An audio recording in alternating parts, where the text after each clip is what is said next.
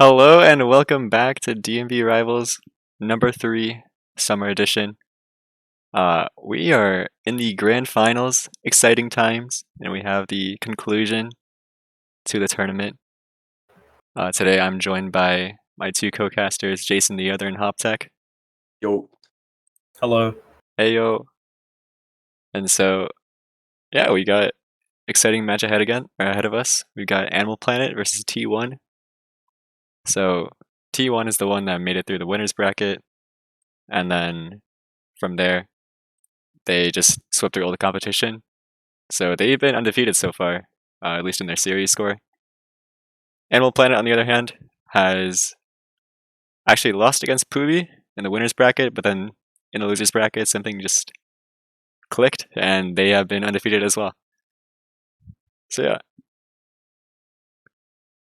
Need my animals going apeshit. Indeed. Alright, well, I guess we can go to the team lineups. Today we'll have a pretty quick best of 5, I believe. The teams are kind of in a rush due to scheduling, so hopefully everything works out for them. Yeah, starting off with T1, we have our resident design producer, Andrew. He's been amazing throughout the tournament, just making all these designs. He's got the Smurfs. T1. So we in the top lane, possibly. Actually, I have no clue. Maybe in the jungle as well. We got Dark Crossbell, Shaman as a support, Camper on duty as the leader of the Smurfs, playing either top or jungle. Autumn as a mid laner, and Captain Zero LP as the ADC. And then on the blue side, not on the blue side, what am I saying? On the other side, we have Animal Planet. Andrew once again has made a wonderful graphic. We've got Joni in the top lane, Sightless in the jungle, Allura X as the mid laner, Lyrax as the ADC or support, and Farmer Miles as the ADC or support. Likely support though.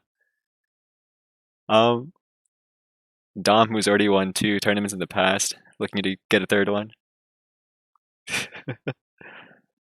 Alright, my co-casters, what are your thoughts on Animal Planet? You two faced against them last week. They've definitely improved a lot this entire tournament, and honestly, I'm rooting for them to win it all this time. Yeah, I also think they're really, really good in all 5 of their roles, respectively. Weak links, just overall everyone kind of clicks together. It seems like their comps have been clean since the loss that we handed them, but they've definitely turned it around and have been looking strong since. Yeah, what do you think is their defining feature or playstyle? What makes them so strong against all the other teams? I think they have very strong laners across the board. So Allure is a very strong laner, Joni's a very strong laner, and then it just enables Sightless to do a lot of stuff around the map. Especially on early game stuff, even late game, not even late game, but just powerhouse junglers like Diana and stuff like that. So, mostly just Diana. Yeah. No, but we've also seen a very scary release out of Sightless and also some other champs as well.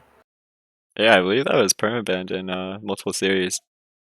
Mm-hmm. And then whips out the Volibear or something like that, another early game jungler. And huge success on that. Yep. And then also Lyrax and Farmer Miles, even if the jungler or the team doesn't play around bot lane, they seem to always come out either even or on top. And they just they're just a very strong duo, I think. So yeah, it makes sense. And then back to T1. We actually haven't seen this team in a while. I believe the last time we saw them may have been... Yeah, it was versus you guys once again. Yeah, unfortunately, both these teams had losses to both.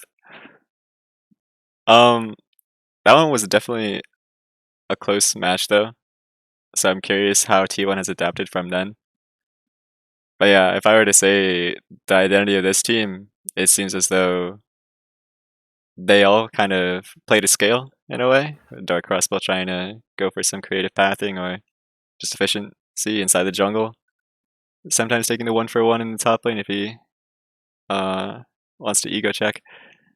But in other cases, it seems they play a lot through their bot lane, Captain Zero LP obviously a very strong ADC, good carry as well. Whereas Autumn and Camper on Duty, they come in late game, making some incredible plays. We saw Autumn with like the 4 to 5 man Seraphine ult before, and Camper on Duty consistently up there, playing the weak side. Nonetheless, Chayman, always a support, playing alongside Captain Zero LP, making sure he doesn't die. No Eddie Giveth situations. Yeah, so you guys played against them before. What are your thoughts on them? I mean, they're definitely a super solid team. Like all their laners just kind of are like rocks, and like they don't lose lane, and they kind of just like do a really good job at enabling like the carries of their team of like Crossbow and Captain Zero P. And it's kind of just like up to them to kind of carry the games and their wins. Yeah, I find it funny that Dirk Crossbow is so far back in this picture. He really is the powerhouse of this team, and like kind of whatever makes everything click. But yeah, as we see on the side with Captain Zero P with the mirror, you don't want to have that guy in the mirror on your team, honestly. So it's a little bit of a coin flip. It's like Two-Face. So a lot of their games do depend on, I think, Captain Zero P, but it also depends on Dark Crossbow making everything click. Autumn is like I said, the two laners, Camper and Autumn, are very strong rocks. I think Autumn likes to play a lot for like a supportive role instead of more of a carry. She's welcome to take that back seat and like enable like Captain Zero P or Dark Crossbow to get more in those carry roles. Yeah. Same thing with Camper on things like Ornn and stuff like that. Yeah, from what I've heard from Camper at least, if the team needs a pick or something like that, he'll just go with it. Yeah. Sometimes he'll try to ego, or like go for one of those matchups where he thinks it's favorable. Mm-hmm. But he's very like timid in terms of like he'll be doing whatever the team wants in a way, and being very respectful of that. I think it's actually important that these two teams have like teams that are like, you know, or two players that are like welcome to take that backseat. Like they don't want to like they're welcome to like not be in that carry position, and they're like kind of selfless, I'd say. Mm-hmm. Yeah, if you have a team full of 5 people who just want to, I guess, prove themselves to the other lane opponent or something like that, or the other jungler, then probably can be a toxic environment, or just a team that doesn't work too well together. Absolutely. Yep. Yeah. I guess we'll go right into the coin flip. So for this case, we'll just say T1 will be heads, and then where is it? Okay, there it is. It's loading up. Okay, T1 will be heads, and Animal Planet will be tails. Yo, I'm just curious why you guys are coin flipping. I don't know why we're coin. You're right. Okay.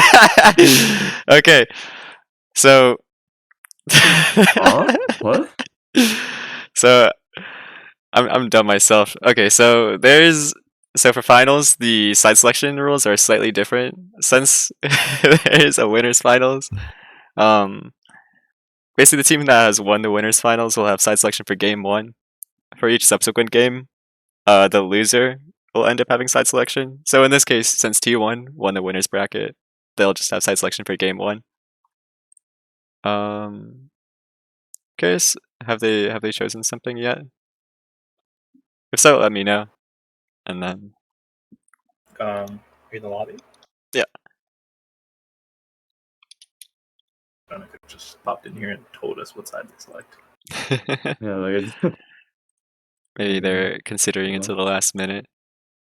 It reminds me of Animal Planet yesterday in the or not yesterday, but the previous interview. Apparently, what is it? They're not drafting didn't have a draft plan at all until like the last 2 minutes, and they just went with whatever. True. Yeah, ours was kind of the same thing, honestly. Yeah, we didn't try that hard either. Like, it's like honestly, whatever. Yeah, I'm trying to out not try the other. Yeah, we totally didn't have 3 sleepless nights making up a spreadsheet. Yeah. Definitely didn't happen. Oh, uh-oh. Okay, it looks like they have chosen blue. Wait. Well, never mind. We will find out. Interesting. Okay.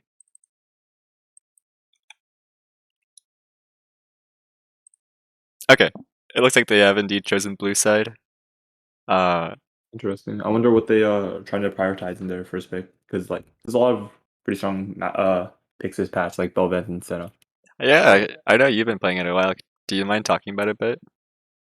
Yeah, sure. I mean, like Belveth is kind of a crazy champion, I think, because like she's weak early, sure, but she scales so well, and like she can just blow up the game if you just get like objectives, like the true form and just running down lanes. Mm. And like I think there's a lot of champions that can like punish her well, like Graves or like just anything that can invade her. But I think she has like really good defensive tools of like her Q dashes and like WCC is. It's like not too hard for her to survive early game, and then once she gets to like the mid or late game, you just take one bear and a Herald and the game's just over. And I Oh. think she's like extremely high profile. Alright, interesting. It looks like as though draft has started. And we already Ori ban have for an Allura Ori X. ban. Okay. The Belveth ban as expected, I would Yeah, imagine. I don't think we're gonna see Belveth in this series. Probably not. Jonah would definitely. Sorry, Dark Crossbow would definitely pick it if Where- it is up. Where do you think it stands in the meta? Is it like something you should blind pick like in the first phase, or? I think at higher level, I think in like pro you can, because you'll just get invaded and lose early game. Yeah. But I think if there's like some leeway in like what you can do, I think like if you're good enough to circumvent that, then because like Silas isn't exactly like a crazy invading jungler and just kind of like plays to like farm and all that. So I don't think like in the series they can properly punish the pick. Wow. But definitely think it as like really good pro. Uh-huh. Well, looks like T1 is definitely throwing respect towards Allura X. 2 mid bans already. On the Yeah, other Sora side. has been playing a lot of these champs. More of a camper on duty target ban than a crossbow, but a really strong jungler being Yeah. banned out. I think it's kind of smart. I mean, Camper on Duty, you can play it either in the mid or, sorry, not the mid lane, the top or the jungle. And so, Yeah. no matter what role he's going, that versus a flex for there. Yeah, it seems like they just don't want to deal with it. Wow, Like, they triple banning Allura Banning X. bans, The yeah. respect put on that man. Yeah, so Allura definitely will have to go down his champion pool to see what he can find there. I believe those are his top 3 most picked. X, yeah, I think so too. I think that Allura might even have to look for a phase 1 pick, so he can salvage his champ pool, because if this keeps up, they might even ban like his next 2 picks. Yeah. What would his next 2 picks be? I haven't seen him play that many champions. Wow, instant first pick Karma. Oh, Karma over Senna? I would have thought they would have Senna's priority, but I guess not. I think Chainman just prefers the Karma pick, I guess. Yeah, I believe they actually did this in your series as well, where every single time they're given the chance, they would first face the Karma. Yeah. Definitely strong in the bot side and supports Captain Zero LP, make sure he can actually play aggressive and get priority for the jungler. There's sightless is at least. Okay, so this was seen from it event well. before. Alright, Mhm. coming in through this time, just the fact that Allura got triple banned means that Silas now has a lot more opportunities to play the junglers that he wants, or in whatever position he wants. I wonder if they'll lock in Senna, or if they even care about the pick. Yeah, I would be a bit surprised if it just falls through draft. Both Senna, Zeri, and Lucian are all very high prio and set competitive at the moment. You often see Lucian being either first picked or before yesterday actually he was perma banned in all 3 Really? regions of the LCK, LEC, and LCS. I think LPL was still in the old patch, but yeah, I think one of the NA teams may have given Yeah, Lucian over. solid balling. Yeah. Ezra. Very hard to punish. A little surprising though. I thought I would have thought Eddie would want to play. Actually, no, never mind. I was gonna say Eddie would want to play a more dominant duo, but Ezra Karma is a pretty dominant duo in the 2v2. Just with Yeah. all the poking they can do. And Gray's locked in for Dark Crossbow. That is an interesting counter pick to at least. because you generally don't want to pick AP. You don't want to pick Graves into AP champions because your E armor doesn't reduce at all. Mhm. But I'm sure it's just a comfort pick towards Dark Crossbow. Okay, the Probably Akali for lock Laura. in. One thing that I'm immediately worried about is though they have 3 AP threats so far on the side of Animal Planet. But I still like the Akali. It's a flex between Allura X and Johnny. Both of them can play at a very high level. Also, very annoying for Graves to deal with. Yeah, you can't auto attack with If you smoke could screen. just single him out. And I think being able to single out Dark Crossbow is pretty important. This is looking kind of sus though. There's a lot of AP on the side of AP. Yeah, they definitely need one to ban out like 80 top laners, and yeah, just try to limit the pool of champions being pickable. Yeah, we can see them rounded out. I'm curious what they choose. Usually Elise likes champions in the solo lanes that can either like stun the target and you just chain CC them with their cocoon. Yeah, currently we have no like real follow-up CC though, or for Elise or to support Elise. I wonder what the ADC pick will be for Okay, we're going for the Lyrax. speedsters. So Jin Zillion. so they also That's did this in pretty your solid lane. series, yeah. So Pretty good lane. the Zillion can just speed up the Jin. The Jin, who already has a ton of movement speed, will now just run up at you and four-shot you. The lane itself isn't too strong unless Zillion lands double bombs. And so I believe by Ezreal Karma they will get poked out. But outside of that, towards late game, just having the Zillion ult is so huge for the team and the Jhin utility, alongside the other two carries with the Akali and the Elise. You can definitely CC chain people, but wow, that's a Nico being locked in by, I believe, Autumn. Probably the counter matchup into Akali. I think Miko's really underrated right now. Yeah, I love playing that champion. I think she did get, yeah, I think she did get nerfed slightly from the durability patch. Before, you could actually just build Everfrost and one-shot people. You didn't have to go any offensive items, or you didn't have to go like Ludens, you didn't have to go Leandries. But now, I guess with the reduced damage, you can't just one-shot people, but that's not really her role inside of the game for this one. When you do have Ornn, camper on duty, special team. I think really didn't expect to see an Autumn Nico pick, honestly, in this draft. It's actually pretty surprising. Especially with stuff like Victor and Orianna and like other comfort. I think that Ornn was preemptively picked, like maybe you can predicting a Wukong, because I think that Ornn is pretty good into Wukong. From what I've seen. I know that Dexmax versus Joni was like absolutely bullying that guy in lane in the previous series, or the series before Losers Finals. So I'm excited to see how that match is going to play out, especially since Joni decided to pick that Wukong into the Ornn. Yeah. I believe, wasn't this a Ornn favored matchup? That's what I thought. Yeah, that's what I thought. That's why I think that Camper decided to pick the Ornn and predicting that Joni would pick up the Wukong. Yeah, interesting. I think they did need some AD threat, otherwise draft would fall apart. Fiokim already banned, so I guess they defaulted onto Wukong, hoping to get that team fighting going on. Yeah, for sure. But I definitely think T1's team fighting is quite a lot stronger than what Animal Planet can do. Yeah. So they definitely want to just look for like skirmishes with their Lee Sin and Akali and kind of try to win fights through picks. But yeah, that makes sense. I also like Dexmax's comment, the loves Ornn. I feel like that's a very unpopular opinion, almost controversial in a way. That man loves being on Ornn duty. Oh, I love Ornn. Not gonna lie, it's one of my favorite champions to play with, though. When he walks and upgrades your item. Yeah, I know, right? Alright, so from these draft guys, who do you think has the edge in this one? Very good question.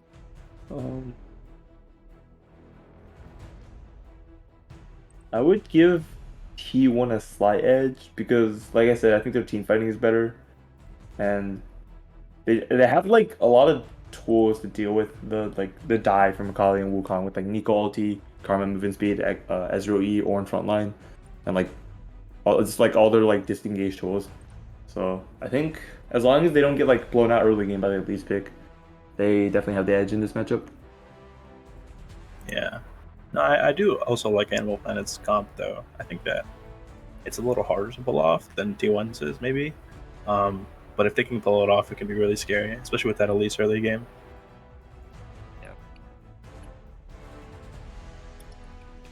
Mitri, thoughts on the draft? I do definitely favor T1's draft. I think just they have so many tools to get off the Wukong, the Akali, the Elise. Just either through like stuff like Nico ult or Ezreal shift, or just like Karma shield, walking them back. I think Ornn and Graves provide a pretty strong like front line, just in terms of being able to DPS, get a ton of armor stacked up, and make sure they can't really die to the Wukong who engages. On the side of Animal Planet, I do think they have to play a lot more creative this game. I think they have to go for a lot of, in a way, like inefficient paths on Sightless just to get his lanes ahead. And yeah, like Elise isn't really a folklore champion. You kind of just want to run around the map and look for Kill. like to punish, yeah. But like, Yeah. I mean, how do you kill these? I guess Ornn is kind of a vulnerable lane, but I really can't see Nico or Ezreal Karma ever dying to a gank. But I guess we will see.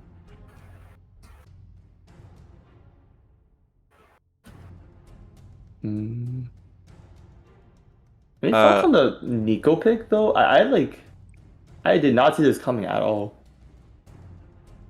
Yeah, I mean, I like it. I think it provides a lot of defensive options with the Akali. If Akali ults onto you, you can just press R and then kind of avoid getting followed up on. It looks like we are having some technical difficulties with Captain Zero LP, with his computer apparently not working. I see Eddie did not. Eddie's computer did not roll well, not flip well this time.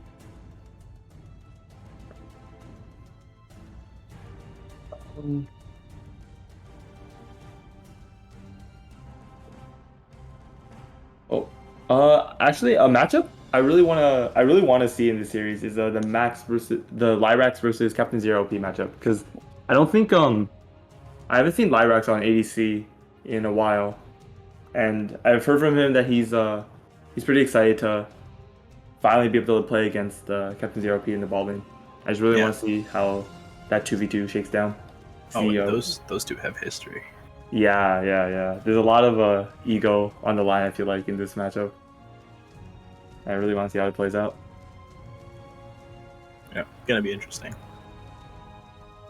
I think that Fire Mouse has really stepped up in these games, though. I feel like he's been kind of the underrated member of this team. He's been playing really well as well. Definitely carrying his weight on his team, for sure. Yeah, for sure.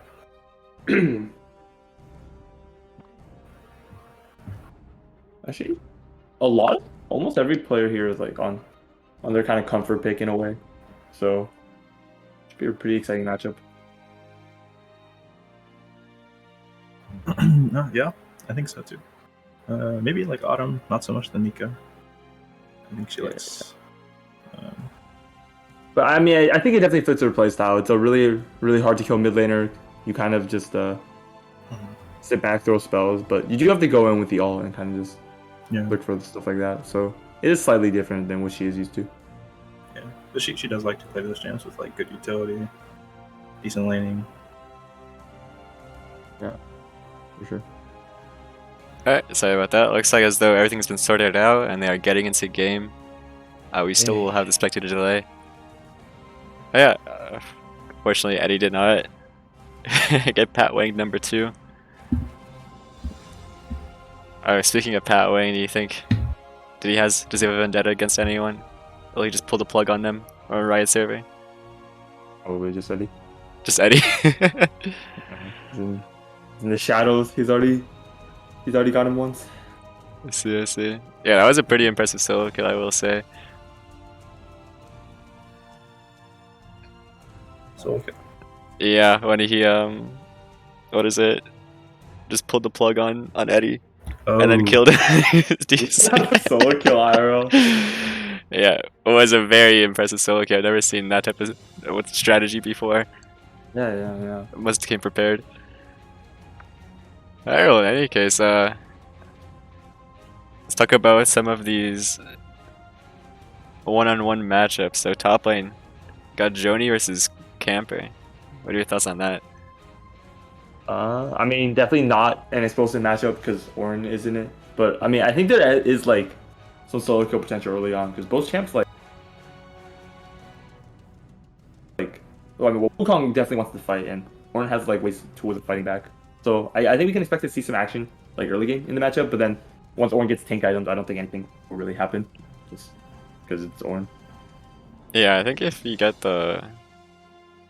What was the thing that builds into Randuin's and Frozen Heart? There's like a... Warden's Veil. Yeah, Warden's Mail. I Or- think once you get that item, I think you're pretty much set. Either that or Tabai.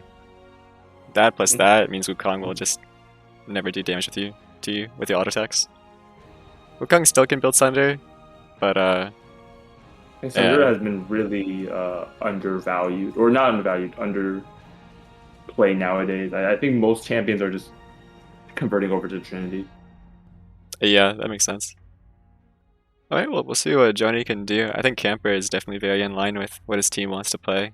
Once again on that supportive style where he just is weak side, top side. And Joni, despite playing into an Ornn, we saw him the last series where he would be massive inside of team fights. So even if he can't get inside anything inside a lane, hopefully he can transition that into the team fights. Yeah, we talked about the jungle match before. We have Dark Crossbow and Sightless. You talked about the Graves into Elise a tiny bit. But in terms of the Yeah, I players, I mean, definitely both have been DMV Classics. Sightless winning 2 of them, hoping to win 3 right here. Oh my god. Dark Crossbow apparently, despite his attempts to rig the tournament, has not actually won at DMV Rivals. Really? Yeah, This could be his first. could be. came pretty close, but came pretty close last summer, but got taken down by the dumb riggers. Yeah, it's 3-2, right? I believe. Yeah, it was the best of 5. 3-2, yeah. We've actually had a lot of 3-2 finals. If Please I don't be another 3-2 final. I need to sleep. If sleeping would be nice. We have work tomorrow. Oh wait. Oh, let's do, series predictions. Yeah. Yeah, exactly. Okay. I'll go first. I think this will be a 3-1 towards Animal Planet. I still think their players are very strong and can take the series. Sheesh, I was gonna say the same thing. Oh, really? Okay. Yeah, I actually think Animal Planet has just been pushing up with that tempo so incredibly well. All their laners once again are incredibly strong and like probably the top in their slots. Joni is insanely mechanically gifted, Olyrix insanely mechanically gifted, and then bot lane has just been showing up recently. Well, it and- definitely helped that Lyrax roll swap to ADC and kind of just hit D1.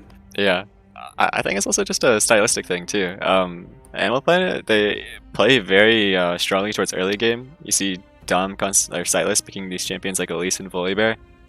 Whereas T1, they're more well known to be like a scaling team that kind of just sit back in lane, try to farm up till late game, and once it reaches 20-25 minutes, they'll start team fighting with some of their scaling picks. So I think if Animal Planet can put on the pressure, like light up the fire under T1, and hopefully, get some strong invades going with Sightless, then I think they should have the edge in this. I'm going to say 3-1 just because of that. I do think T1 is still a strong team despite that. Yeah. I'll say 3-1, hopium, not 3-2. I'm gonna go 3-2 AP. 3-2. Okay, all 3 of us. Okay. Actually, T1's 3-0. Oh, the controversial. Okay, I don't think so. I think it will be 3-1 to Animal Planet. Which I think is a pretty surprising storyline if they do manage to pull this off. Just the fact that they did lose in the second round of the winner's bracket. Fell back down and then rose all the way back up as though they were the #1 team. Yeah, they definitely redeemed themselves, I would say, in their Yeah. match against us. I like how the undefeated team in winners finals is being the underdogs in this series to us. Yeah, really interesting. We haven't seen them play in a while. Maybe they also improved, and we just haven't seen it. Yeah, but I on felt like stage I yet. had a much harder time against Animal Planet than against T1.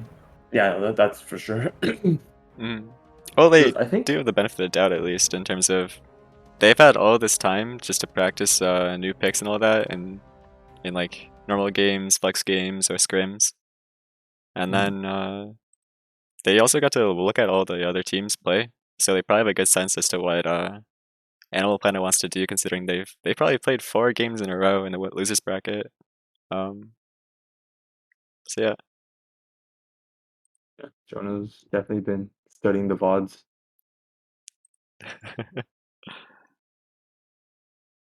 What were you gonna say before that, Jason? Wait, what? Oh, no, never mind. I thought you were gonna say something else before that. Okay. Okay, let me.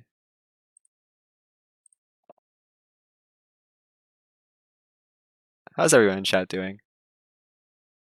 Let's. What are chat's opinions on who's gonna win? We get Indeed. some hashtag Animal Planet wins or some hashtag T1 wins in the chat. Or actually, one thing we didn't mention is the fact that T1 lost at MSI after just blazing through teams.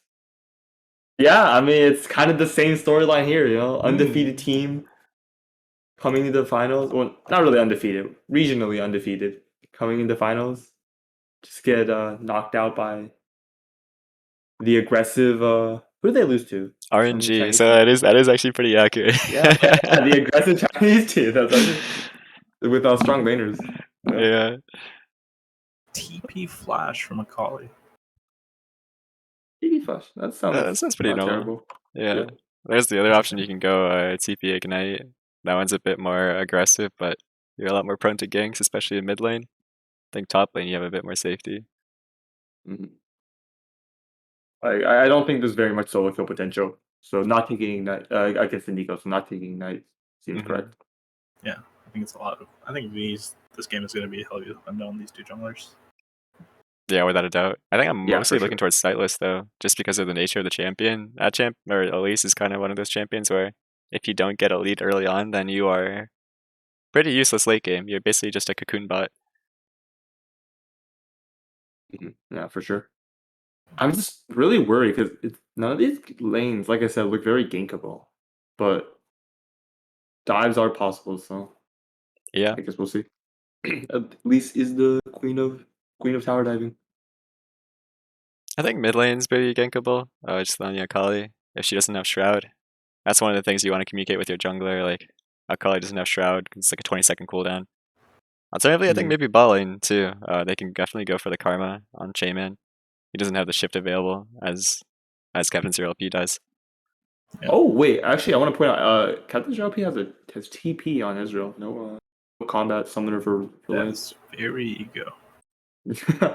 Oh, really? I think it's pretty smart. I think it's mainly just Jhin and Zillion don't have enough damage to actually like burst you down in lane, and so you don't really need to heal. Yeah, but also, I think he's taking it just in case he gets poked out and stuff. He can just TP back to lane. Yeah. But I guess he doesn't want to take the 2v2 because they would lose, right? I think they would win. They win the 2v2. Karma Ezreal is Karma broken. 2v2? Yeah. For sure. Okay, I know nothing about lane. I'll frame from. Oh, there we go. All right. Oh, we are in game. 24 seconds in. Okay, we got 5 points coming in from both teams. Joni's a little bit late. Oh, never mind. He TP'd to top lane. Okay. Do you guys see that? He TP'd to top. Oh, I didn't see that. His character like went from I don't know like top of red buff bush to just tri bush in like an instant. For a second, I thought you were like he actually TP'd top lane after like an invade bot side. I think Grace saw the ward from Lee and is coming over to sweep it and give XP to solo lanes, which would be pretty good. Yeah, it looks like he's pathing straight there. Yep. So that's what's gonna happen. Oh, we're frozen tight. Okay, there we go. Yeah, I want to see Nico walk up for the ward. Oh, Autumn. She doesn't want to. Is waiting inside of it. Looks like they told her, so we're good to go. Crossbow's definitely calling it. Yeah, so the way this works, if you have 3 people, it has to be 3 people or less, then the soul laners will actually get or level 2 on the first wave, so that can definitely be a surprise, especially if the other team has not been paying attention. Yeah, Looks but like I think they definitely were paying attention. They spent a very long time clearing that wards. Jungler's on top side, so it looks like the action's gonna be in bot lane this game, which makes sense because I don't see either junglers wanting to path towards an Ornn lane. Yeah, if you kill the Ornn, then nothing really happens. If Ornn gets a kill, I think it is nice, but it's kind of just hard to follow up onto the Ornn. Especially if Ornn doesn't have ult. Wow, heavy trading in the bot side so far. Joni has just popped Conquer and has attacked him down. Yeah. Meanwhile, mid Autumn with that level 2 once more. There's a level 2 we were talking about. She's a Lands the little real under the frozen, collie. a little bit. Lagging a little bit. Slightly. Yeah. Is it blurry at all? Is already half HP though. I could maybe see a dive from oh wait, never mind. They actually no, I can maybe see a dive from Grizz, maybe. Just from all his poke that Miles is eating. He almost died there to the Ezreal EQ. Yeah, some aggressive shifting, and Autumn is actually landing everything this lane so far. Trading really well. Yeah, wow. And it's just words. does seem like a rough matchup for Akali, especially early. Well, that's like most Akali matchups, but Autumn is beating her up pretty hard. But still has the TP, so not much will probably happen except for dropping a couple CS. Okay, this could be the dive you were talking about. Yeah, Elise does have level 3. She's easy Cocoon. Takes the turret. Cocoon misses, actually. And I will just be Joni securing first blood. However, he dies to the turret. 1-for-1. Not worth it. Ornn does miss some EXP and minions, but I mean, trading 1-for-1 in that situation is not good, especially because Graves just has access to all of Lisa's bot side now, so she's gonna get 3 quadrant for like a 1-for-1 top side, which doesn't seem worth it. And Graves' bot side in proximity to dive bot. This could potentially be really bad for the side of Animal Planet. Yeah, Fire Miles is already so low, no potions available as well, but meanwhile, nice trade on her back. Alright, well, you think Crossbow will go for this? It looks like they do, or they are stacking that wave. I think they do want to go for it. It's a big wave.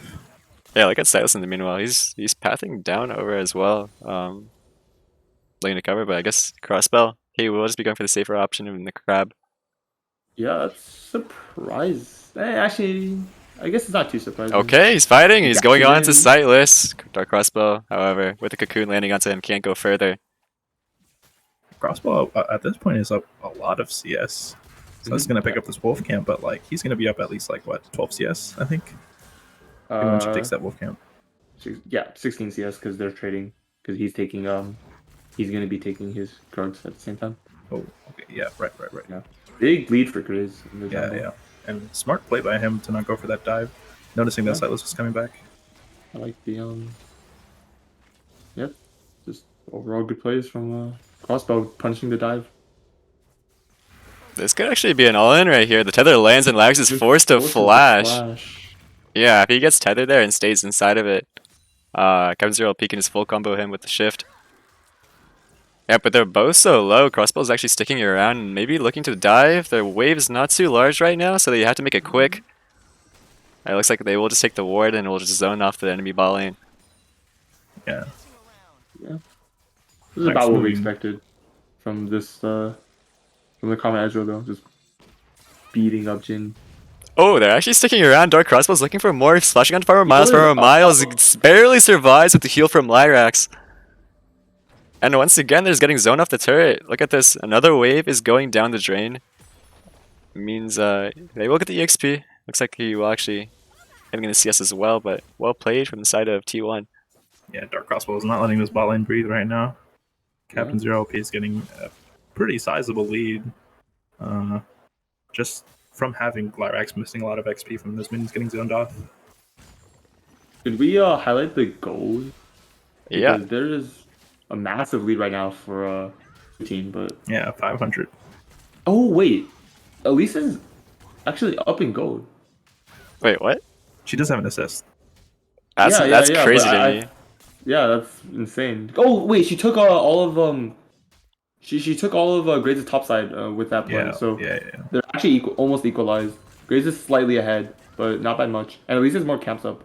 But she's good. Going back to the dive. Yeah, this could be a dive in the top side. Joni does have ult available. Once again, the cocoon lands. Camper on duty just outplays it. He's looking for silence as well. He hits 6 and he just bonks him on the head. Let's go!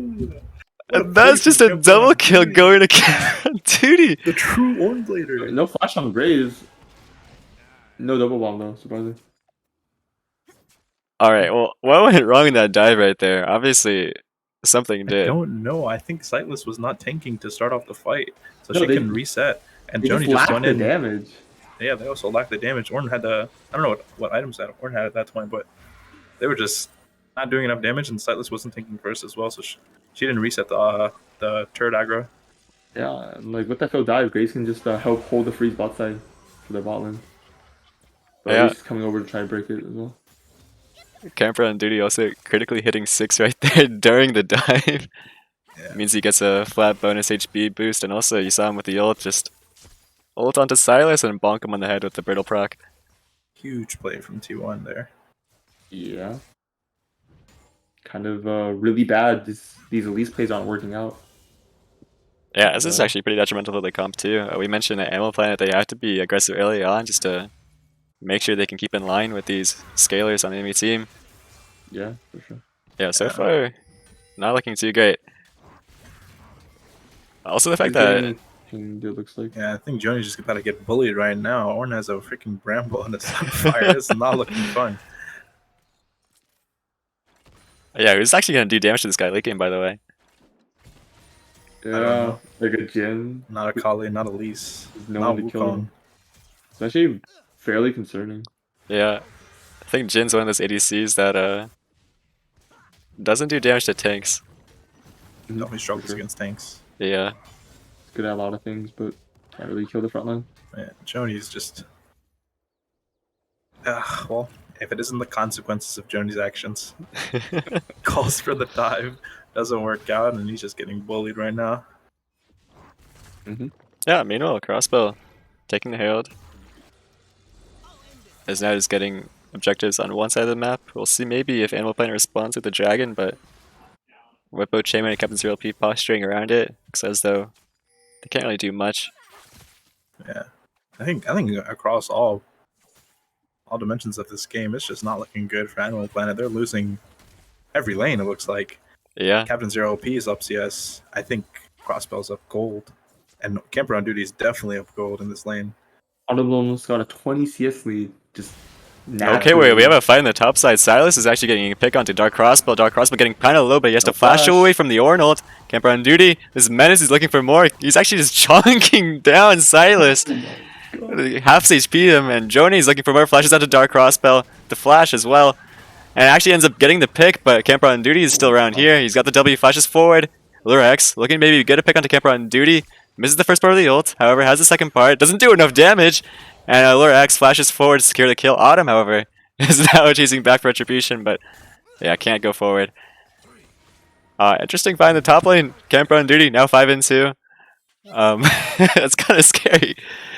But yeah, it's a nice play from the side of the Sightless and Joni. I ended up going for that 2v2 with much needed Really gold. concerning. Orn is already reaching unkillable statuses, Jesus and we're just 10 minutes into the game. He's got a Frostfire and a Bramble. Like, is that fair? Okay, a fight in the bot side Fire Mile using the alcove pretty smartly. Make sure you can't get tethered by Karma. Dark Crossbow uses the actually they rotate the Ornn over into the mid lane. Camper on duty. We're following Orn now, I see. Yeah, this is the strat. You thought Camper on duty was the low resource player? Nah. He's the carry this game. He do be having 5 kills. Every kill on the team, oh my god. Yeah. A pretty smart play. It looks like they're transitioning down to the dragon, making sure that oh, actually Silas getting for a cocoon, and that just means Shaman gets one shot. You know, I do like that Silas is still staying proactive and on his feet, even though they're so far behind at this point in the early game. Ganks haven't been working out. Red team is actually getting a lot right now. Like, Wukong is wailing on top lane. Like, Allura X is not losing lane at all. Like, and closing the CS lead. It's only about 10 now from what it was before. Like, and Jin got a kill, so They're definitely swinging back into this game. Yeah, for sure.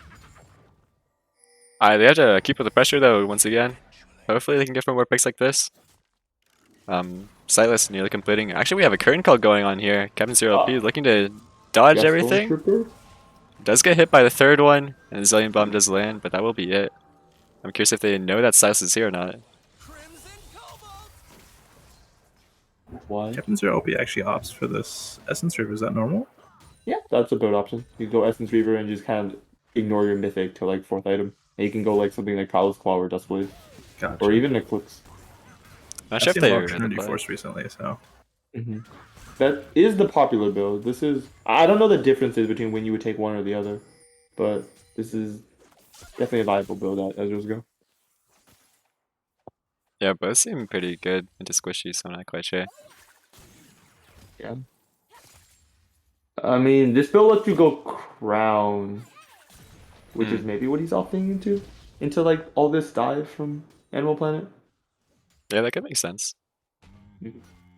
I guess they might also provide a bit more burst, whereas Triforce might be one of the more DPSy ones with the attack speed. Not too A sure. lot of squishy champions, I guess. You do want to just burst over consistent DPS. Or Maoas might be biting out a bit more where you can shoot with the warding. Actually, Autumn goes for a lower X with the trade instead. They are fighting over the vision right here. Silas is not around, but they are pushing around. Allurax is now might be getting caught out. He has to dash away, and Shaman actually flashes forward, secure the root, and he will get resurrected by the Zillionaire, but he's actually ulting forward, maybe returning the play. Shaman getting caught out, and once again dies. Autumn now with low mana, can't actually choose going forward. FSNSB trying to do whatever he can, shifts forward, but Autumn does get taken down, and once again, nicely played from Animal Planet. I feel like Allura just ate up all their damage, and then with the Zillion, it just baited them all. yeah, I don't know. Autumn actually just kind of ulted nothing there. It seemed like she mistimed the ulti from the Zillion ult, and then kind of lost teamfight at that point. A lot of their damage just gone. Tony is actually winning this lane. Pretty hard, forcing off the Ornn. Yeah, he has a lot of soul time. Maybe, He has but Dark Crossbow is in the area. He actually gets a shutdown to camper on Zudi. He's looking for more. Yeah, this is Conquer. He's level 10, and Dark Crossbow is actually forced off. Goes for the wave instead. Well played. Oh my god, I don't know what happened. Okay, meanwhile, balling. Yeah, Silas is now going for the play. He's in spider form, though. Already used a repel, so I don't think he can actually go forward with that. Man, Animal Planet's just picking up the tempo right now. Oh. What's happening? Yeah, well, we thought it was a bit over with the Ornn getting 5 kills. Yeah, Animal Planet, as you mentioned. Allurax now 3-0. Joni getting 3 kills. And Silas, I mean, he's putting a lot of pressure towards the bot side. Very well played. Yeah, it's not like Johnny was completely shut out of the game, though, even though Camper got all those kills. Still was able to pick up that Sunder, and now I think the lane is, like, salvageable. Yeah, for sure. Winning now, actually. Silas is now actually walking into Chainman. Chainman, not sure. He doesn't have flash available. Nice repel. Stops him from getting killed by the... Not killed. By getting shot by the True Shot Barrage. Alright, well, Dragon spawning in 1 minute. What do you guys want both teams to do? I mean, I want our team to fight for it. They're so strong right now. They have the goal lead after just a deficit for the entire game. So definitely think they want to just look for like soul, because they need some way to like secure their late game into their team, into this blue side team comp. Yeah. Yeah, looks like Silas is patting down, and Graves does not appear to be going to be around for the dragon. Yeah, look at the vision control as well. It looks as though side of Animal Planet they have a ton of pink wards inside the river as well as regular wards. Basically have it completely covered, whereas actually it might be a play on the top side. T1's looking for something with Camper on Duty and Dark Crossbow. Ornal does go through, but actually we have a bot fight as well. Alright, we're back to top lane. He's stuck in the alcove. He's looking to outplay this with the ultimate, but yeah, he just doesn't do enough damage with the armor stackers. It does look like Animal Planet will get the dragon, so I mean they can start their dragon stacking. Meanwhile, Dark Crossbow probably will return the other side with the Herald.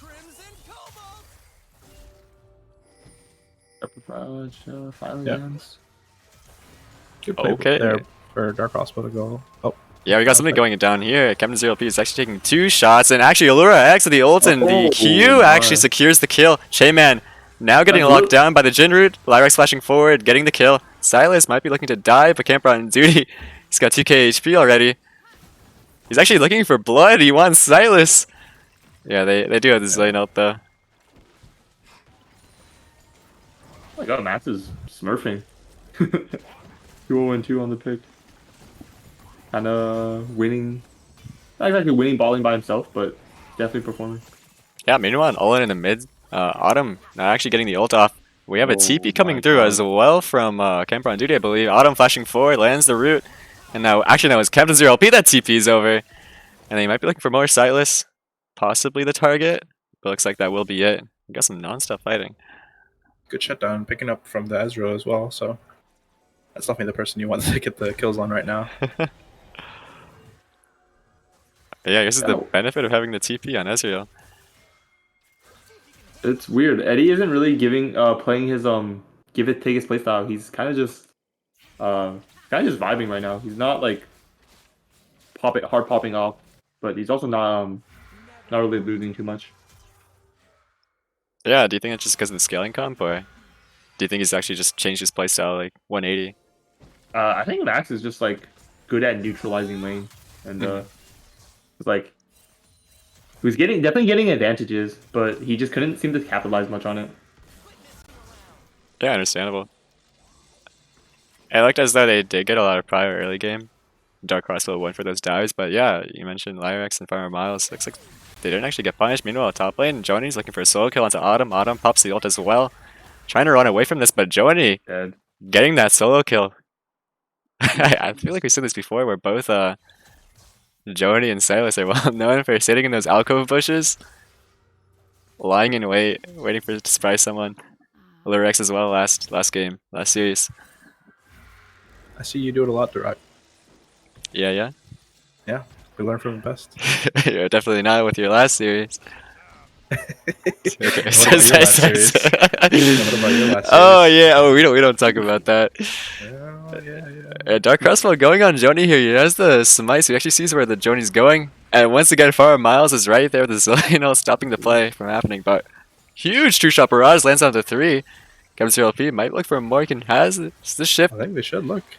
Actually gets hit by the cocoon before the shift goes off, so it means the play will stop. Yep. Okay, on duty, looking for a bush play on his own. Johnny might look to TP into the top lane right here. Maybe save the tower. Nope, looks like they're just backing off. Yeah, Herald is actually still going through here, I believe. Captain Zero LP looking to push for more. I hope they hit the eye on side of Animal Planet. Yeah, Yeah, it Silas. doesn't look like it's going to crash the second time. Yeah. Captain There's Zero three P is a people. little They extended here, though. have 3 up there, yeah. Repel goes in through, Captain Zero LP just shifts away immediately. Yeah, eye secured. Oh, yeah, I'm looking at these builds. Do you guys know about the Thornmail buffs? Yep. No, It's more damage now. Yeah, so back in 12.11, this item actually received like a gross buff, and as Hoptech mentioned, to the damage. And now scales off 20% of your armor instead of 10%. Oh wow. That's I think it's wow, pretty big buff, exactly. Yeah, so if you're getting auto tech down, well, I guess no one's really consistently auto teching him down. Then yeah, you're gonna be returning a lot of damage, like that Wukong especially. Just like E auto with his attack speed. Will actually probably be shooting himself in confusion. Yeah, I mean it's definitely more for the 1v1 because no one else really got Thornmail. But Let's see what happens before this dragon fight, honestly.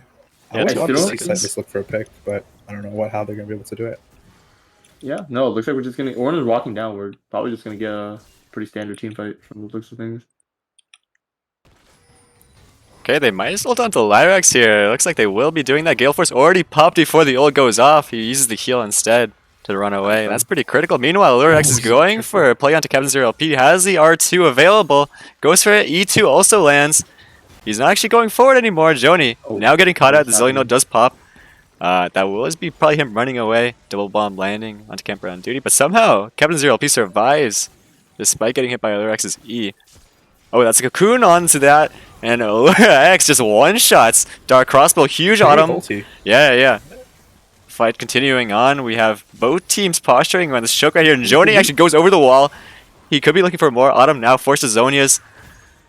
Camper on duty. He's not taking damage. I want to see how much his 4-shot does. I want to see Max Flash 4-shot. No. Okay. Yeah. Okay, but no one's taking Dragon. We're just resetting. You're gonna all walk back to it, maybe. Yeah, looks like Animal Planet is TPing for it. We do have TPs on the side of T1 as well. So They are paying the Dragon. Will we see a round 2 on the Dragon fight? Yeah, maybe. Captain Zero LP does have the TP, so here, if he resets, he might be going for it, but it looks like T1, with the way Camper on duty and Dark Crossbow are going, I feel like they might just be giving it up. Yeah, Lorax already has his ulti back up as well. Maybe not. They actually are posturing around it. We see Dark Crossbow and Camper on duty now. Instead of going topside, they're going towards the Dragon. Autumn has actually have a flank spot right here. They might be looking for something. Allure X now getting engaged on by Dark Crossbow. Dark Crossbow flashing into the pit, but doesn't actually get the smite. Camper on duty with the ult available again once more. Gets it onto 2. Allure X and Joni trying to survive in the pit. Allure X now dashing over the wall. He's got met by Chayman and Autumn. Chayman gets taken down by Allure X. Camper on duty. This menace. He's looking for more. Meanwhile, Joni. These two just keep on jumping into the wall. Fight pretty split so far. Looks like T1 is trying to hook themselves again, but critically, the Dragon is going over to Animal Planet. That was a very awkward fight. Yeah. Oh, wait. Nah, it goes one. Would have killed, I think both Jin and Lillian if that landed. Alright, with the results of that, I mean, would you say Animal Planet came out clean there? Or? I mean, definitely not clean. Drag. Yeah, it wasn't clean at all. Definitely not clean, but I think they definitely come out positive. Yeah. That's the most important part. I think they took a 2-for-1 at the last Dragon fight. So I have no idea. It's not bad. But this Ornn is becoming a really big concern. He's just not taking damage from anyone. Yeah, he's gonna get this Force of Nature. It's not gonna be able to, no one's gonna be able to damage down. Yeah, but I feel like it doesn't matter too much because both Wukong and Akali just are just ignoring him and diving the backline. True. Yeah, we saw in that last fight, both Allure X and Joni just straight up just jumped the wall, went straight onto Chayman and Captain Zero LP, and then tried going for Autumn afterwards. Yeah. Yeah, Camper on duty, he's a massive log, but he moves pretty slowly. Kind of hard to defend his backline with the Ornn pick. Yeah. Not exactly a good peel champion. Yeah, with Ape, I know how Animal Planet is playing these fights. It seems like it's hard for T1 to actually play front to back like they want to. Yeah, these ornaments are coming through though, which is pretty strong linking.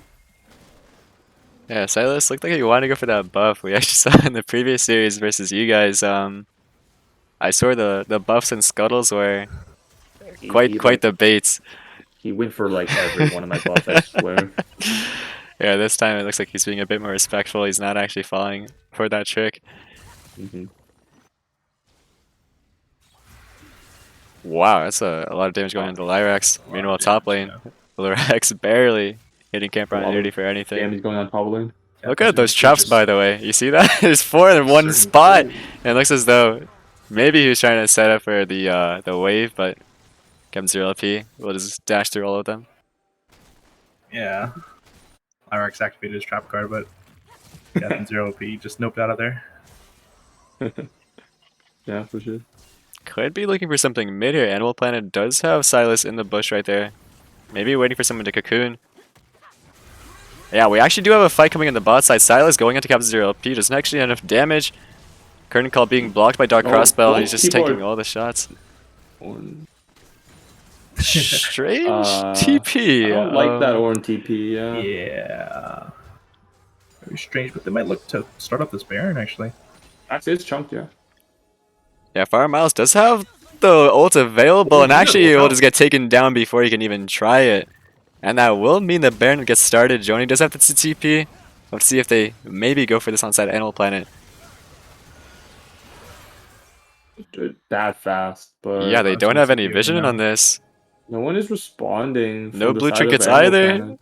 Joni needs to get going if he wants to Any pay stop. for it? Anything? Yeah, the Nothing, Baron is no. just gone. And that's just a clean pickup by 2-1. They get that pick and they immediately respond with the Baron. Very smart play. Yep. Yeah, good job capitalizing on the just them chunking Jin mid lane. Yeah. Transition out to a Baron. Yep. Even if they didn't get a pick, they definitely forced them off. We're able to pick up a pick of their own. Mm. Powering types, I love Eddie. Yeah, we know you do. Especially with some of your previous comments, huh? There, I wonder if that's pinned inside of the DMV chat. If not, I have to go back and pin that.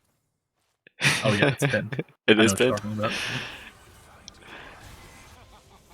Oh, we actually have a flank going here. Allure X going onto Chainman once more, but actually Silas gets taken down immediately.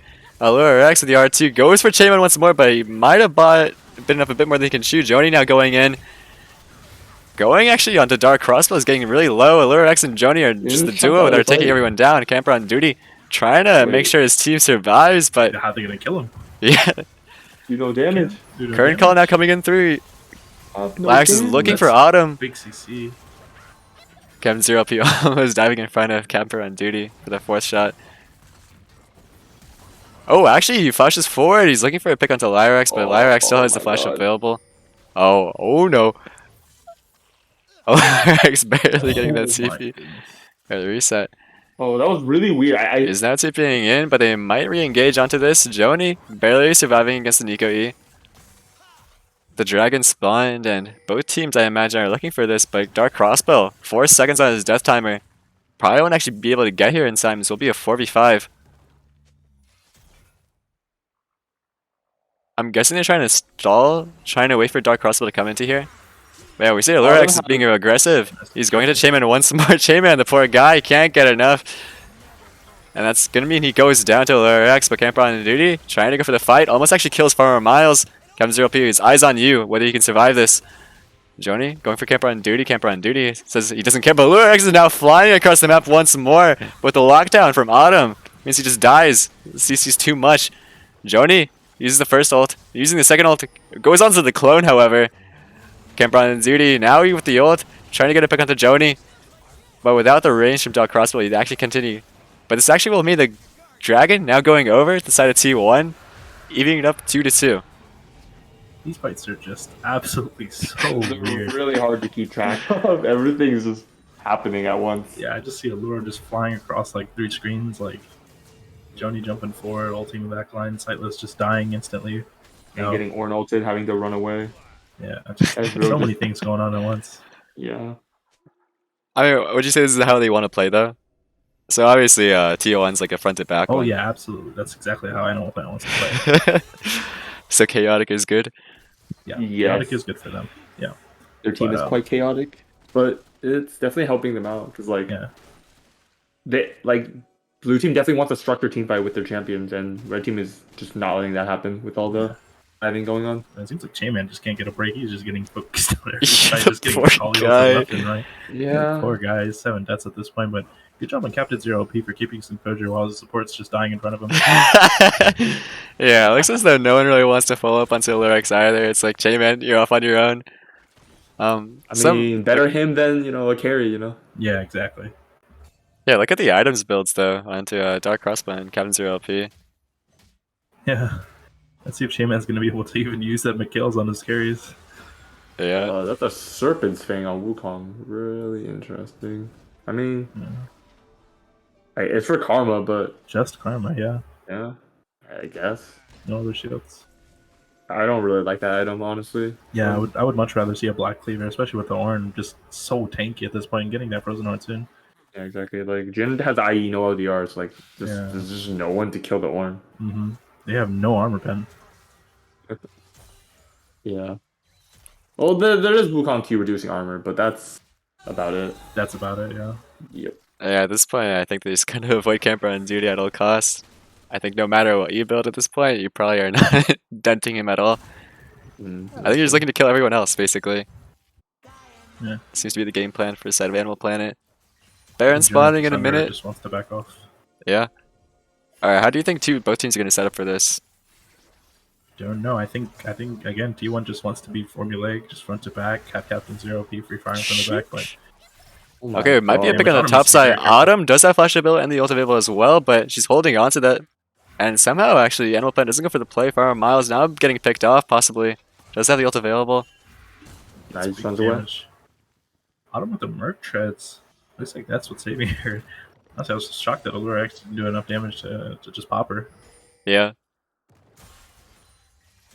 Alright, I think that's what they want to be going for, though. You do see Camper on duty is responding to the Wukong on the bot side. He's kind of forced to, otherwise the Wukong will take the tier 2 turret.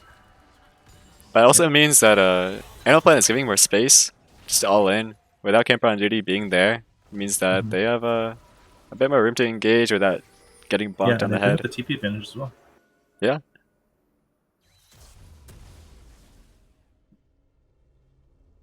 Oh, actually, yeah, Joni does not have TP. Might mean he's actually sticking around, though. I meant Camper has the TP advantage. So Gotcha. more room to... Okay, both teams now walking to the jungle. Silas is lying in a wait. Smites. Waiting for the opportune time. Smite the big round. Oh, Camper on duty's Oh, they're TPing. TPing. They're just going for it. Just Looks like. start this up immediately. Yeah, no, or can tank and Grace and just do it. They can just try to sneak it maybe. Yeah, that's definitely what they're going for. Yeah, this is a very creative Red play. team has no idea. They're pretty slow, and Akali's just kind of back here. They're not even noticing. Maybe Akali can face check here. Jin has blue.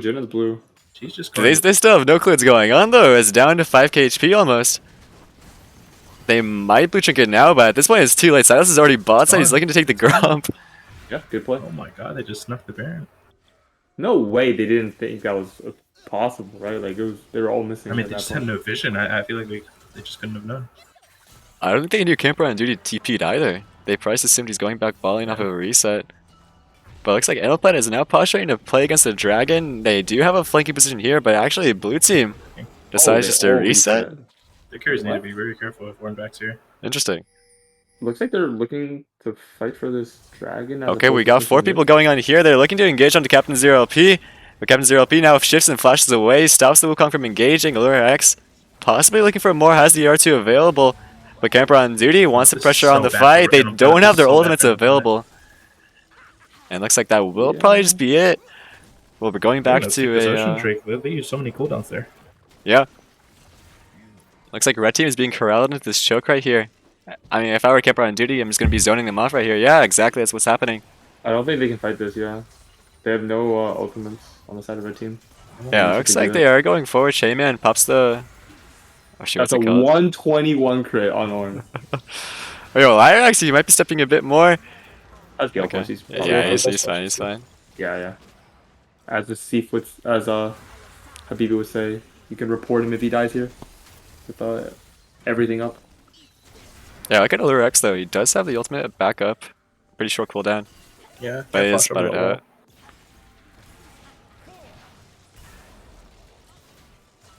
Okay, with the Baron, what do you expect blue team to do?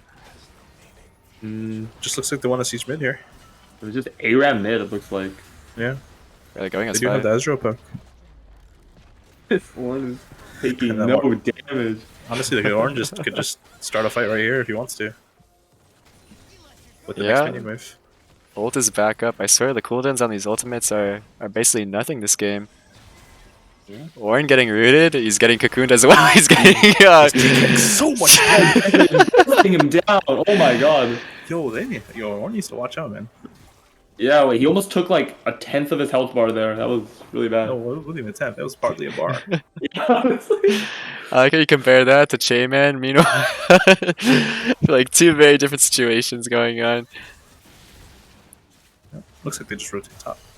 Yeah, once again sticking as 5. Looks like Dark Crossbow's actually in a bit of a cheeky spot. Looking for a pick maybe. Farmer Miles actually gets taken down just by the Ezreal Q plus the Gravesar. That is not good. Without that Zillion ulti, they're gonna just get ran down here. I think Orn can ulti to start the fight, and it's gonna look rough. Yeah. This is well, Jin is doubling his damage. He's doing 200 kind of per crit now with the last whisper, but Yo, it's kind of strange. I swear Dark Crossbow is probably... Is someone on his account? I swear he's landing a bit more Graze ults than he should. a little weird. We might need to check his computer after Yeah, that. yeah, might be how he's rigging the tournament. But yeah, well, good accuracy right there. Snipes him I'm down. really interested as to why they didn't try to force anything else there. What do you guys think? I mean, they're just playing conservatively. Don't want to throw the game. I think it's fine. They already have a massive lead and are at soul point. They really don't need to throw this game. Gotcha. Like, have you seen this before? Literally 6 items. Yeah. And the ornaments are going through. Like, that's not just a 6k gold lead. That's like a, like, with the stats, like an 8 or 9k gold lead. Dark Crossbow actually flashing for the Oh Joni. my He's looking to take the 1v1, but he has the backup of his team. Dark, or actually Joni's getting him pretty low. But yeah, with the Karma dead. Shield, with the Maw, I think Joni right here is just getting corralled, and that will just be him taking down. Somehow actually has a shutdown, despite the state of the game where T1 is 7k ahead. That's a bit interesting. Game might be a bit over. I don't know. Like, how do you guys see Red Team coming back in this? Because I don't think they can. I feel like they have to, if they kill Ornn somehow miraculously, or they kill Like- actually not even Ornn, if they kill the carry somehow miraculously. Then this yeah, Elise they is can just get not a champion right now. She doesn't do anything. She wants out of this game. Yeah. Yeah, I think they just somehow just kill Captain Zero LP. That's probably their main threat right now. I wouldn't be surprised if Lyrax or something has to go for some hero play where he's Gale forces, flashes forward, tries to get the crit, 4-shot maybe. But Silas is getting taken low, has to flash away, forces the Zillionaire, and that's pretty critical cooldown. Camper on really duty awkward. with the huge ult actually set us up for Autumn. Autumn going for more. But yeah, that's Big damage. that will just be it. Probably. They have 2-3 alive actually. Joni and Allura X. I mean, they have to go in. Joni's not going on Dark Crossbow. Is actually getting taken very low, and that will mean they both go down. This could be it. Shaman now, number 2, taken down. Comes to 0p, next target. However, the kiting is so strong. Allura X doesn't actually have enough damage. Joni gets also get taken down. Oh my god. Yeah, and they just couldn't take down Captain Zero. Lyrax, you got this. Kill down Camper. No, he can't. He's gonna die to. Yeah, I think that probably will be it. True Shot Barrage goes through. Lyrax getting hit by it actually. Forces him back into base. We have Zillion in 9 seconds, but it looks like this game is over. Yeah. Okay, we got the 4-shot. It's huge! And that will just be the game. Camper on duty just sits there. Auto's down their Nexus, and T1 take game 1 over Animal Planet. Wow. I forgot that. What a it was a bit of a back and forth, especially in that early game where seriously, the side of T1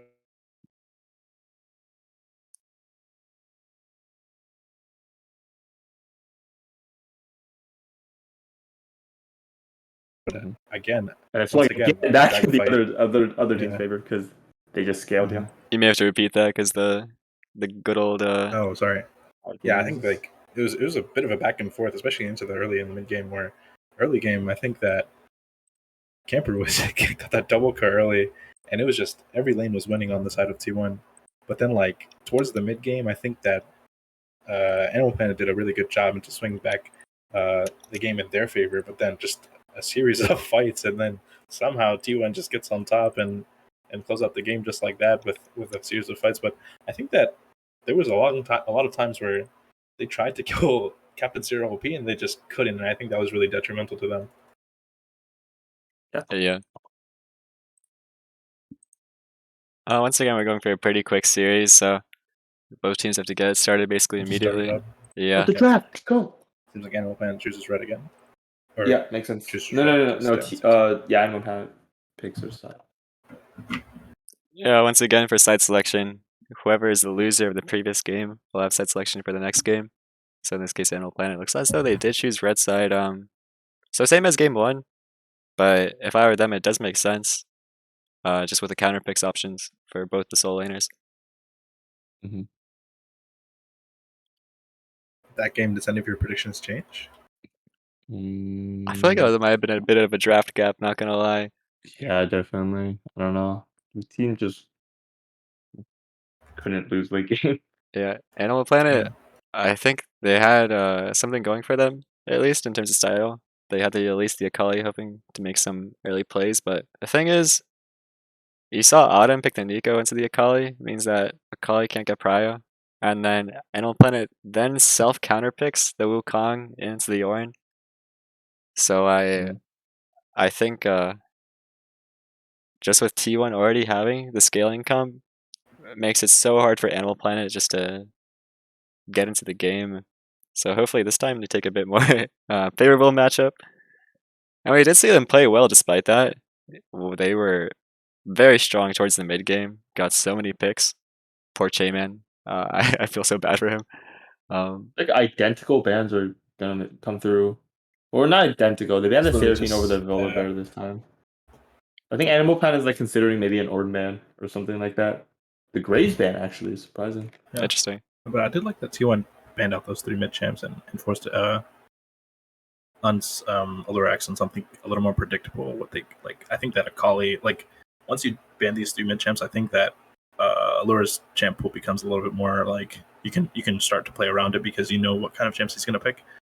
Stuff like that, Akali, and like honestly, I don't even know what else he can play with. Yeah. I've seen him play Vex, but I don't think Vex is very good here. Or very good, period. In the meta in general, yeah. Yeah. But Volibear for The bear. Silas, it looks like. Could also be Sure. flex top.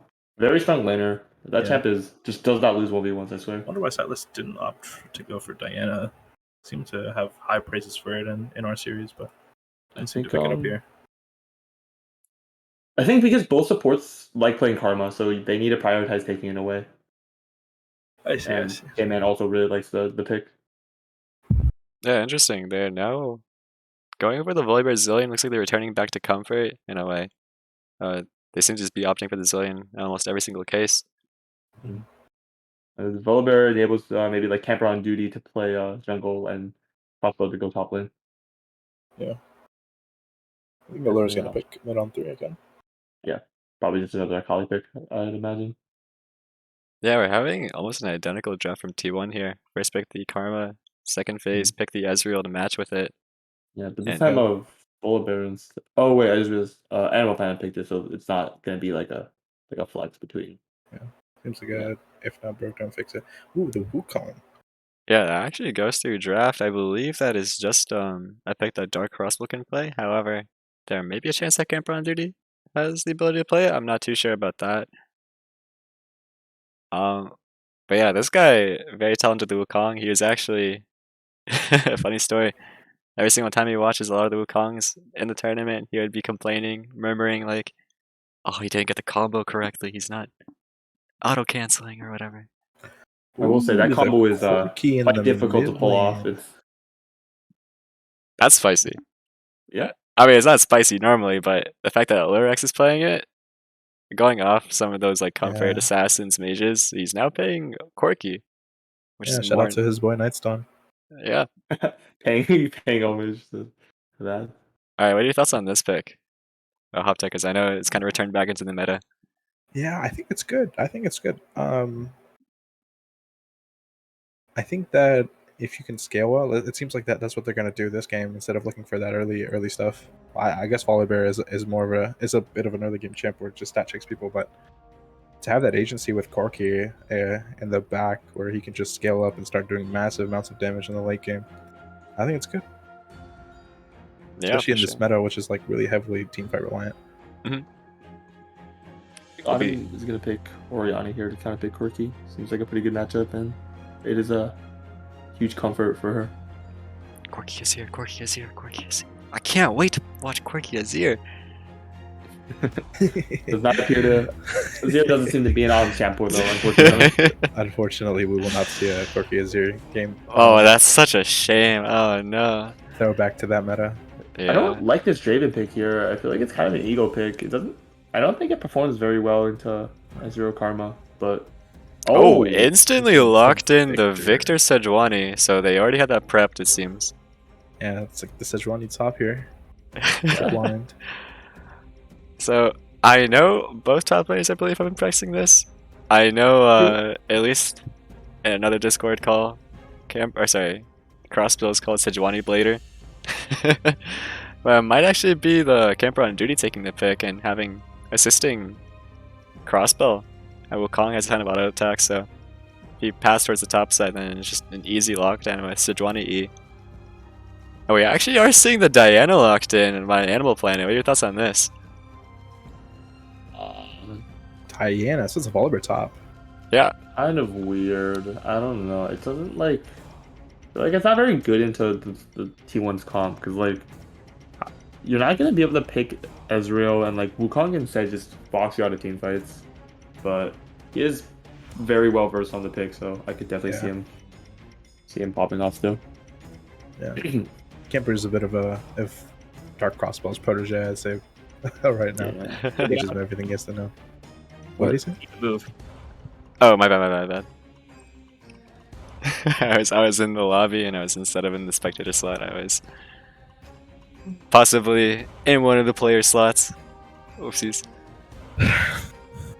Silly Dimitri. Rev, instead of Corky is here. How about we settle for Corky? Why does mid lane come to this? Not that I mind. It's fun to What's play, the problem? but watching What's the it, problem, guys? watching. I love this man. Yeah, I can't. I love to watch two champions. It's so interactive. I mean, it's just like, you know, Yeah. it really shows like the skills of each mid laner. I know, to, like, right? the fullest.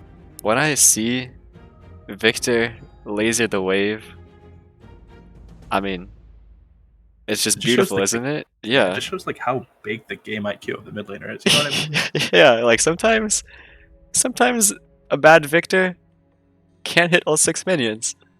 Yeah. Maybe It's Autumn really- will it's hit really all 6 shocking. minions. And Corky too. Sometimes that phosphorus bomb doesn't land onto the minions as well. Sometimes maybe your mouse breaks and it goes in the opposite direction. You never know. And when they're just standing so far away from each other, like you can really tell like the mind games between the two mid laners. It's Yeah, really something to spectate, honestly. indeed. Admire. Alright, all seriousness. So going into the game, I mean, it seems like Jason, you had some very strong thoughts on Animal Planet's comp, but I guess we'll start off with HopTech. What are your thoughts on both teams' drafts? Maybe starting with Oh, I T1. think T1's draft is just superior in Oh, every way. every way. Yeah, in every way. I think that they just have a really good front to back with those two carries doing big damage from the back. The Karma kind of just like providing utility, shielding everybody. And just two beefy, not really beefy, but like Wukong is just so hard to lock down, and Sejuani's gonna be beefy, obviously. So I really like their comp. Yeah, for sure. And then Jason, you Yeah, got it's T1. It's gonna win this game. Like, I mean, just so many like weird picks. Like I said, like Diana doesn't. It's so hard for Diana to pop off. Like, why are you picking Draven, the Karma Ezreal? You're not gonna be able to play the game, especially with a Zillion support. Like, the pick, I feel like it needs an aggressive support to like be able to try to win lane, and you're just not gonna be able to do that with Zillion.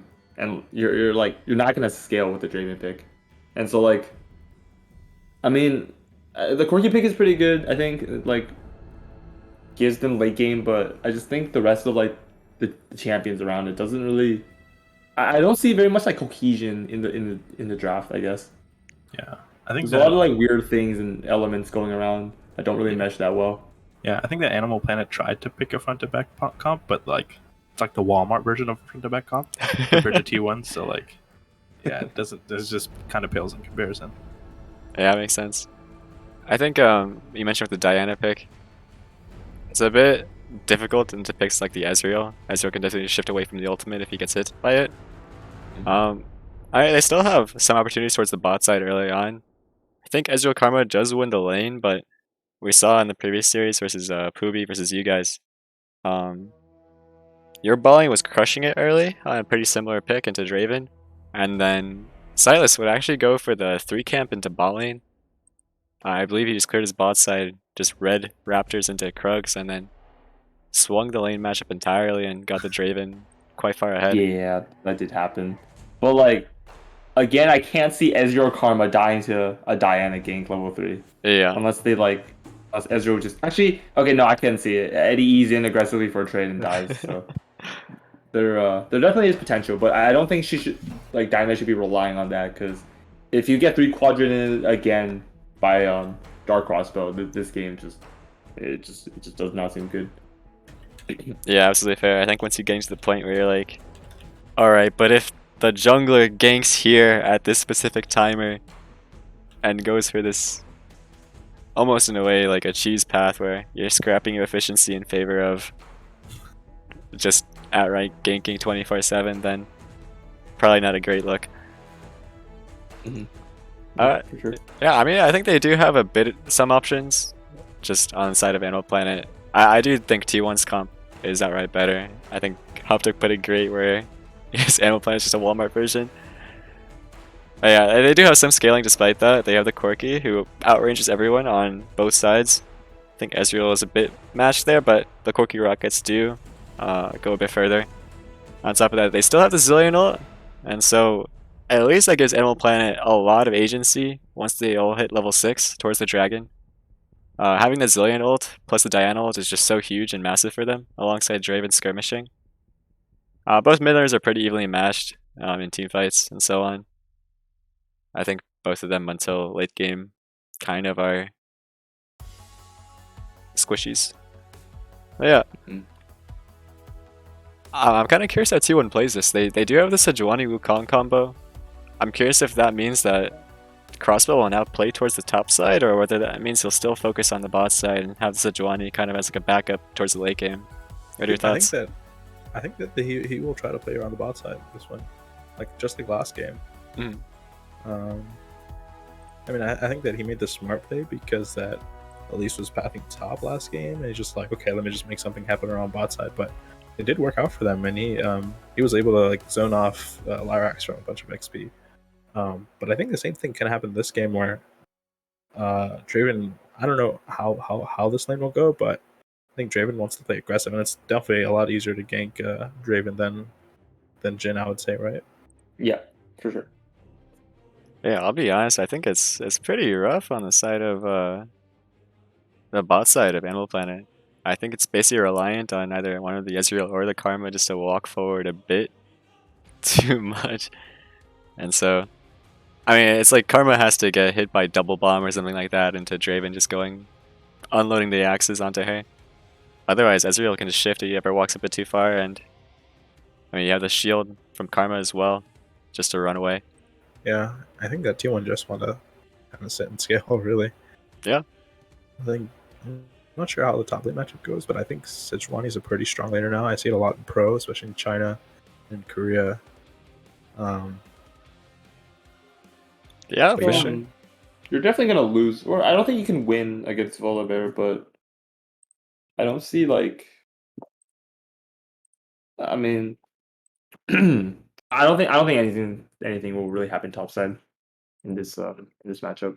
I think like mostly like we would just want to prioritize like looking at bot lane because that's like the most explosive matchup with the Draven pick. Oh wait, and we know you mean mid lane. Victor Corki, because that's definitely going to be the most explosive. Oh yeah, no, you're right. They're like gonna be brawling, proccing the first strikes and all that. Just just wait till we TP to lane. Like you'll see, like it's gonna be crazy. Maybe bloodbath. Yeah, I expect to see like multiple solo kills. I think. Watch that, like unironically be how it goes down. It'd be hilarious. Like both junglers just pay attention towards are mid. both fairly aggressive laners, I would say, or not aggressive, but they definitely trade aggressively. And I mean, I could definitely see some action going on. yeah, I'm memeing. No, but I Unless. Yeah, I think that we could see some action, especially with like maybe some 2v2s with Diana Corki versus Wukong Victor.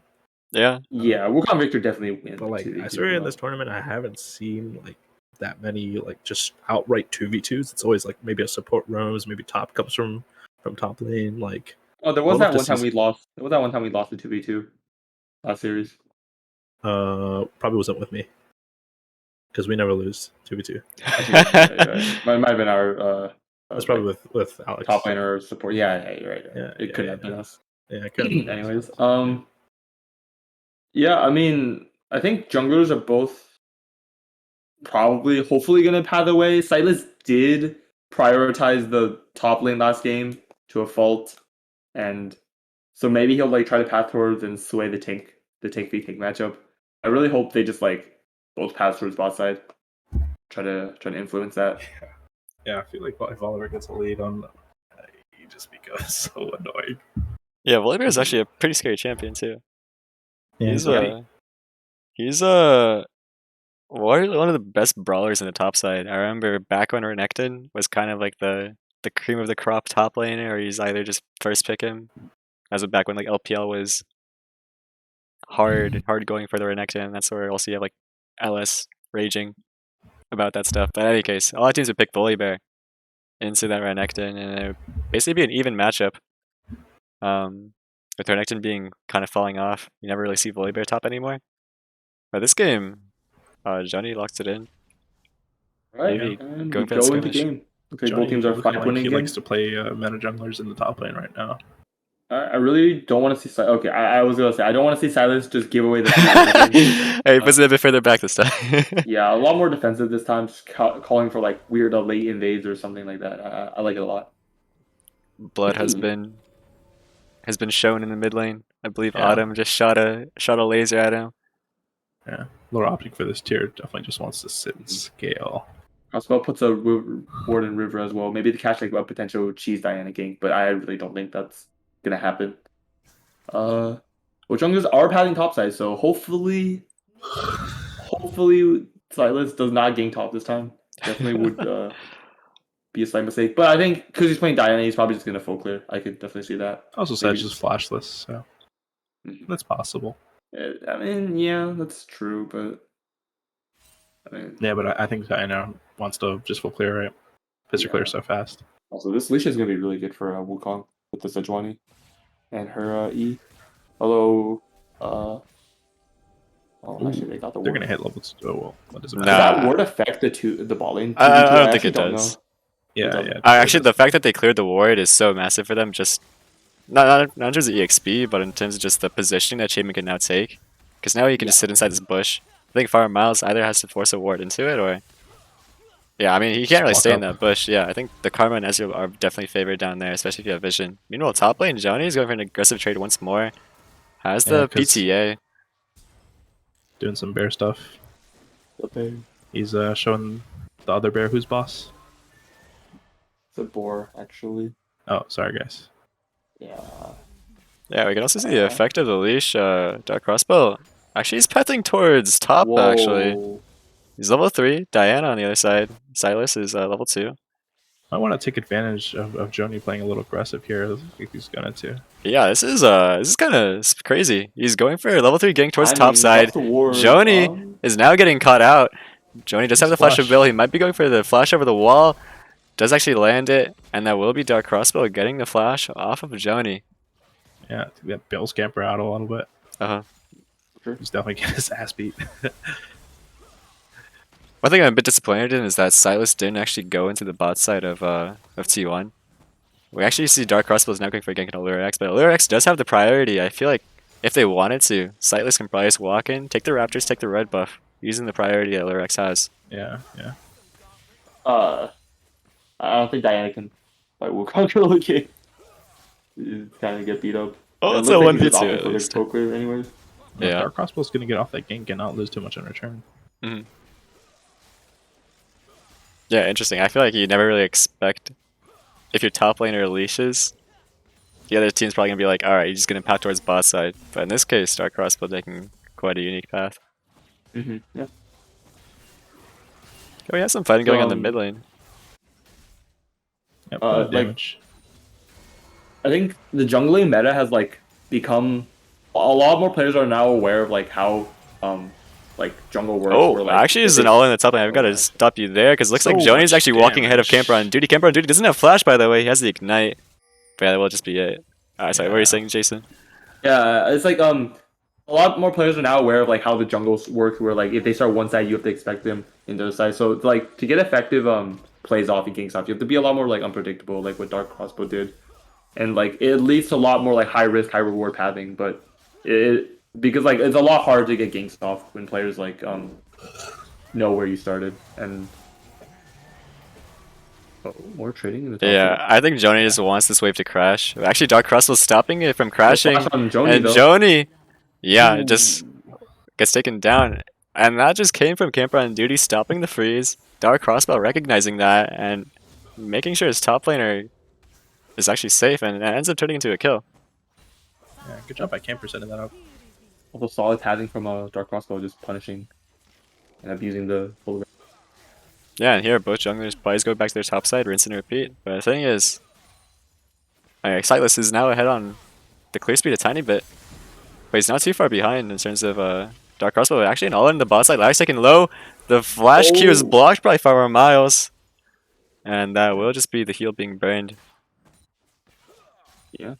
Still really good for blue side though. The Draven is so low, and if he eats one more poke, Yeah, this could be low. He doesn't have the heal. Ezreal actually flashes forward, Captain 0P, looking for one last auto attack, but they might actually be going on Farmer Miles instead, and Farmer Miles flashes away too.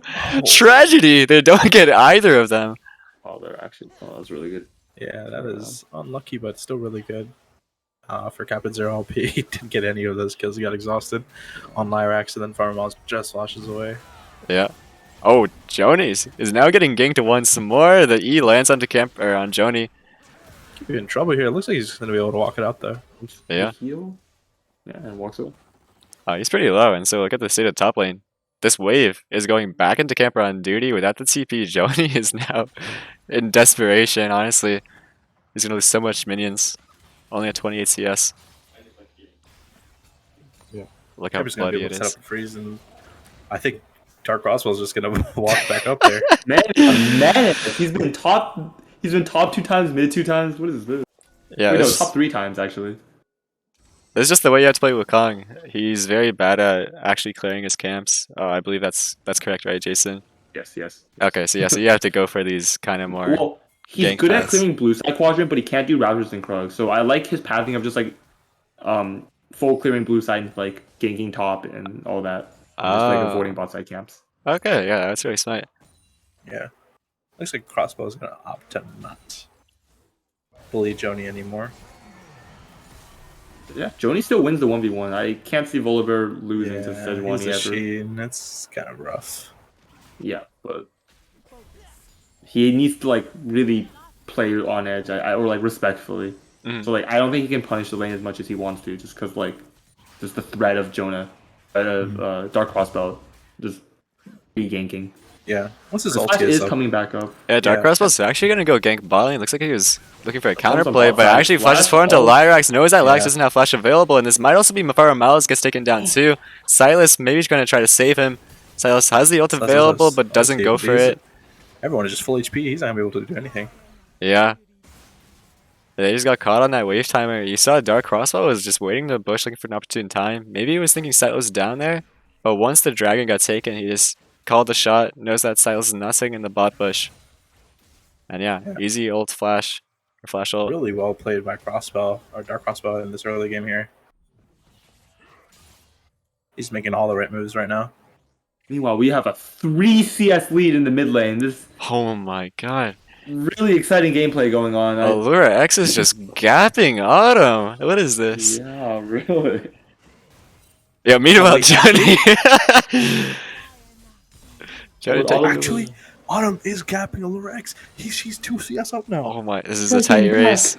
Oh, they're neck and neck. They're 65 to. Oh my gosh, and It is a back and forth here in the mid lane. Ulrich pulls ahead. this is tense. This is tense.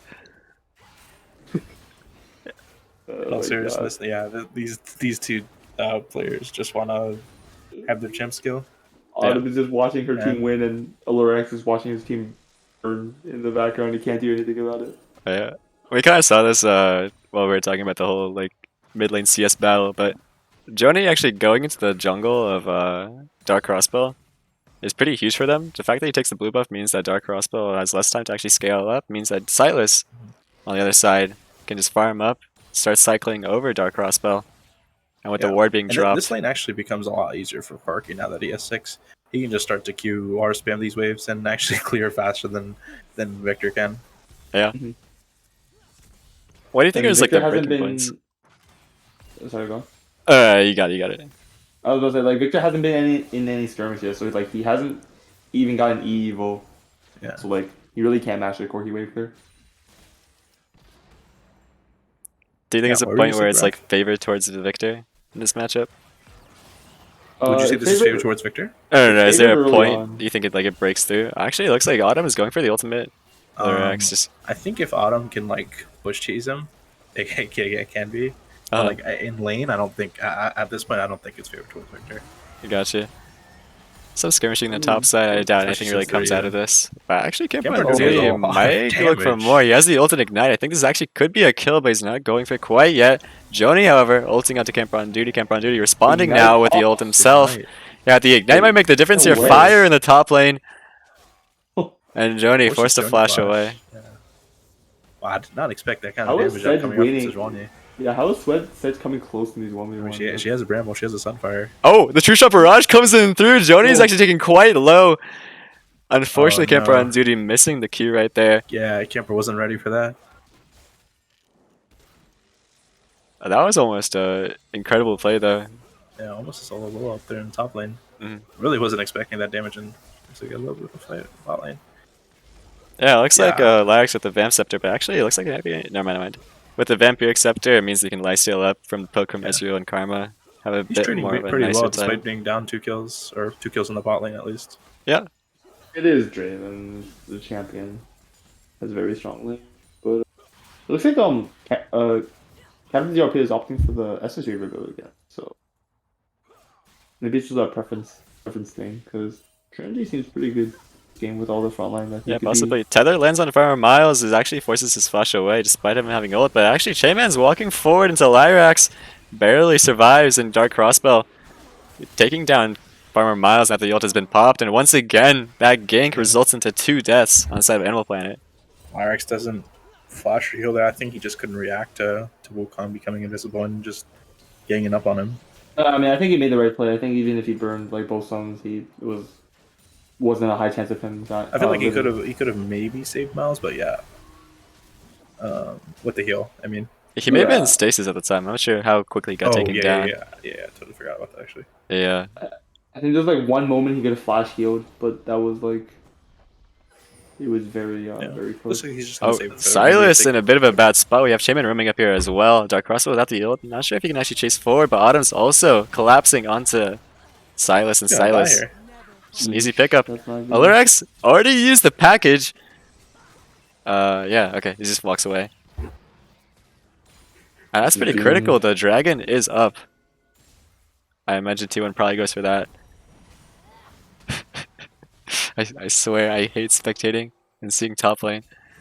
It just shows 2 people trading for like 5 seconds and it goes back down. And it goes back up here for 3 seconds. And then it goes back down. Yeah, what is going on around Dragon? There's like 4 people around here. Oh no, it's just Miles throwing bombs. Okay. Yeah, blue team take care of the dragon. Okay, Brian Duty is getting some quite nice trades. He has the Ignite almost up. He might actually look for this. He has the ult available as well. Joni looking to ult preemptively, make sure he can't get bursted down. Camper on duty now responding with his ult of his own. Ignite, back up. He could go for this. We'll see if he has. Maybe he wants to wait for the ulti to run out. Yeah. No, he's waiting for the W mark to run out so he can't get chomped for the healing. But looks like he's just opting to recall and TP back. Oh, interesting.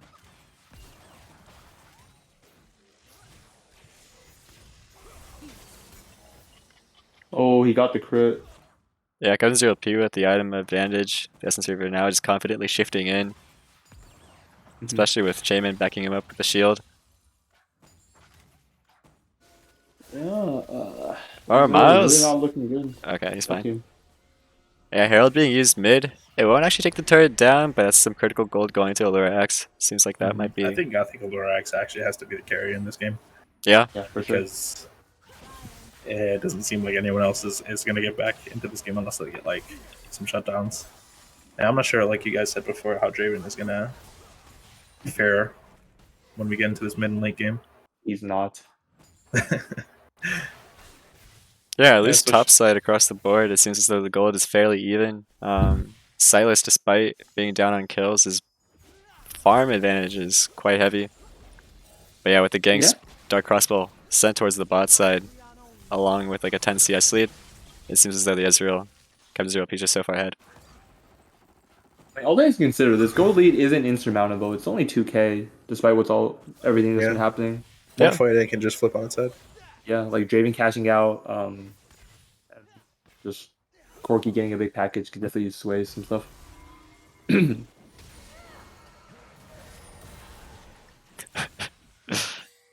Top lane. Yeah. You saw right there, Joni using his passive to hit Camper on duty for 5 damage. Thank you, spectators.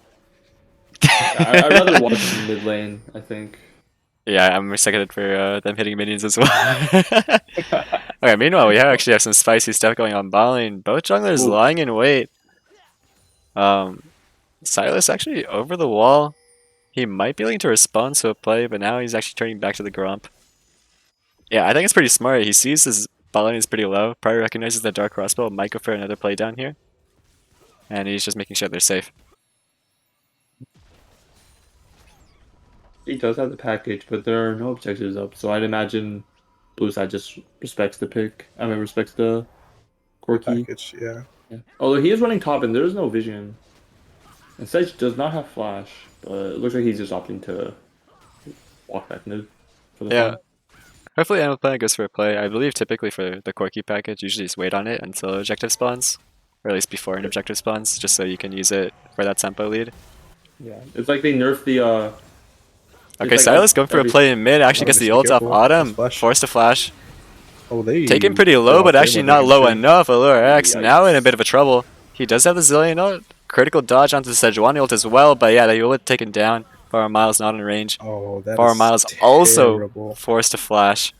And once again, these players are on Dark Crossbow and Autumn going their way. Chainman doing a wonderful job as well responding to the play. Yeah, Sightless just tries to force something. I mean, they're down 6 kills to 0. And Autumn looks like, or Victor looks like a stationary. Tether player. onto Looks like Lyrax, also forced to flash. And Dark Crossbow looking to pick him up, and with the Ezreal Ooh. arcane shot means really? that yeah, we'll This just be is taken stop. down. It's not looking good. This is not looking good. Yeah. I mean, we predicted this from draft, just looking at the champions. But Yeah, but I didn't expect this big of a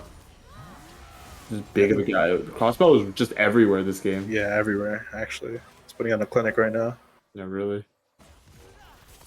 It's interesting. I normally would think the teams would have, in a way, like a swap style where you'd have Dark Crossbow going for more of this like sit back and farm up with his team.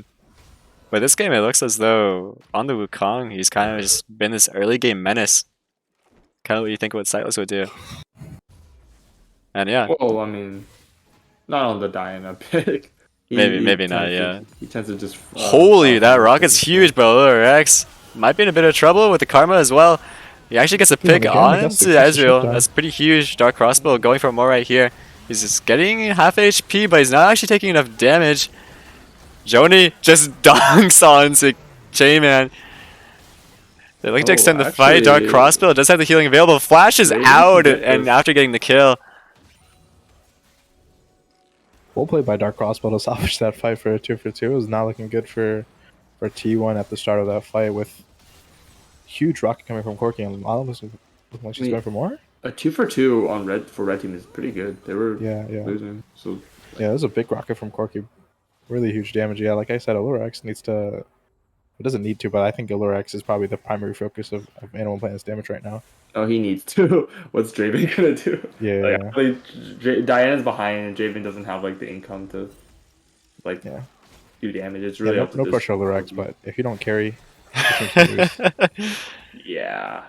Unfortunately, there we kind of see, with them getting a few more items, I imagine those rockets will be even more impactful, bringing down Captain Zero P to half HP just with a single one. Oh, the big one coming in through once again. Not quite half HP, but it's not a best of 5. Or it's not a best of 3, by the way. It's a best of 5. yep.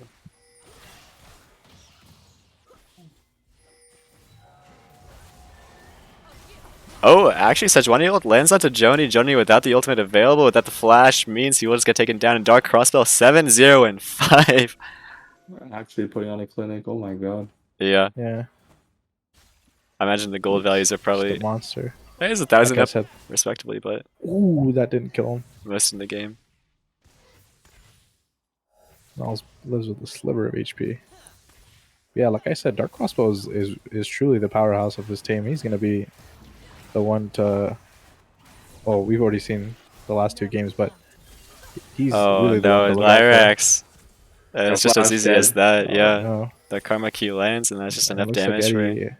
Eddie's on the other side of that mirror right now. He's putting on the show as well. Eddie is, yeah, flipping heads this game. Okay, it's looking pretty dire for the side of Animal Planet. Is there... Okay, I imagine they have to regroup and tell themselves what exactly. What would you guys say is their game plan from here? Maybe to somehow get FF back to into the game? preserve mental. And, time, I believe. Actually, I forgot who that was last year. But yeah, I don't know if you want to FF in your finals game. Probably not, yeah. I think okay. Realistically, I think I mean Corki is scaling and there is like combo potential with Diana. So like if we can get like some like big Diana ulti into like just Corki and Draven throwing all their abilities into the like just into that, maybe something could happen. Yeah. But even then, like I don't know. It just seems really unlikely for something like that to happen. But I think for them to like look to come back, they want to like. It's kind of up to Diana, honestly. Just Yeah. she needs to look for something big. I don't think Draven is going to really do anything this game. Yeah, it's going to be up to Diana, Corki, and Volibear, I guess. Mm-hmm. The thing is, I feel like Yeah, even if they Volibear- get to a 5v5, it's going to be pretty rough. Like, you get that huge 5-man diagonal, I think a lot of people just get out of it just by either running away or arcane shifting. Yeah. Just killing the Diana. Yeah, And I think maybe... the Wukong at this point is going to do so much more than Diana ulti. Yeah. I'll be for the Black Cleaver second. That guy's gonna be shredding all the armor. Yeah, it gives him a lot of survivability too, just with the flat HP. Means that if he does go in, he's not going to be at risk of giving him his shutdown. 700 gold, by the way, on that shutdown. It would be pretty huge if someone like Lyrax gets the kill. But that's a big if. Big if true. Lurex does do good damage. He's Ludens in that man. I mean, finished by now. You see with that rocket, that's pretty decent damage, but Yeah. it's gonna need a few of those rotations. He's gonna need a lot more of those. Yeah. I mean, there's not much to play for right now. Yeah, Dragon spawning in minute 20. Baron's already spawned, but I imagine on side of T1 it's probably a bit risky. I feel like that might be one way to throw the game. If you just start the Baron and force the 5v5, Silas steals it. Oh, this could be a pick right here, Silas. They haven't actually seen him. This does actually have two. Oh, this could be it, but no, they decided against it. I think it's pretty sensible. He might just 1v2 you at that point.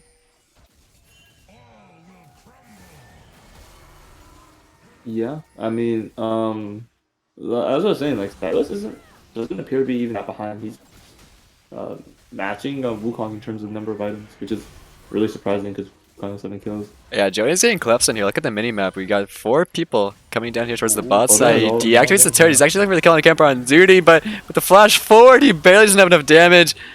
Oh, that was tragic. It's a Unfortunately. Doesn't get that. That's a freaking disaster.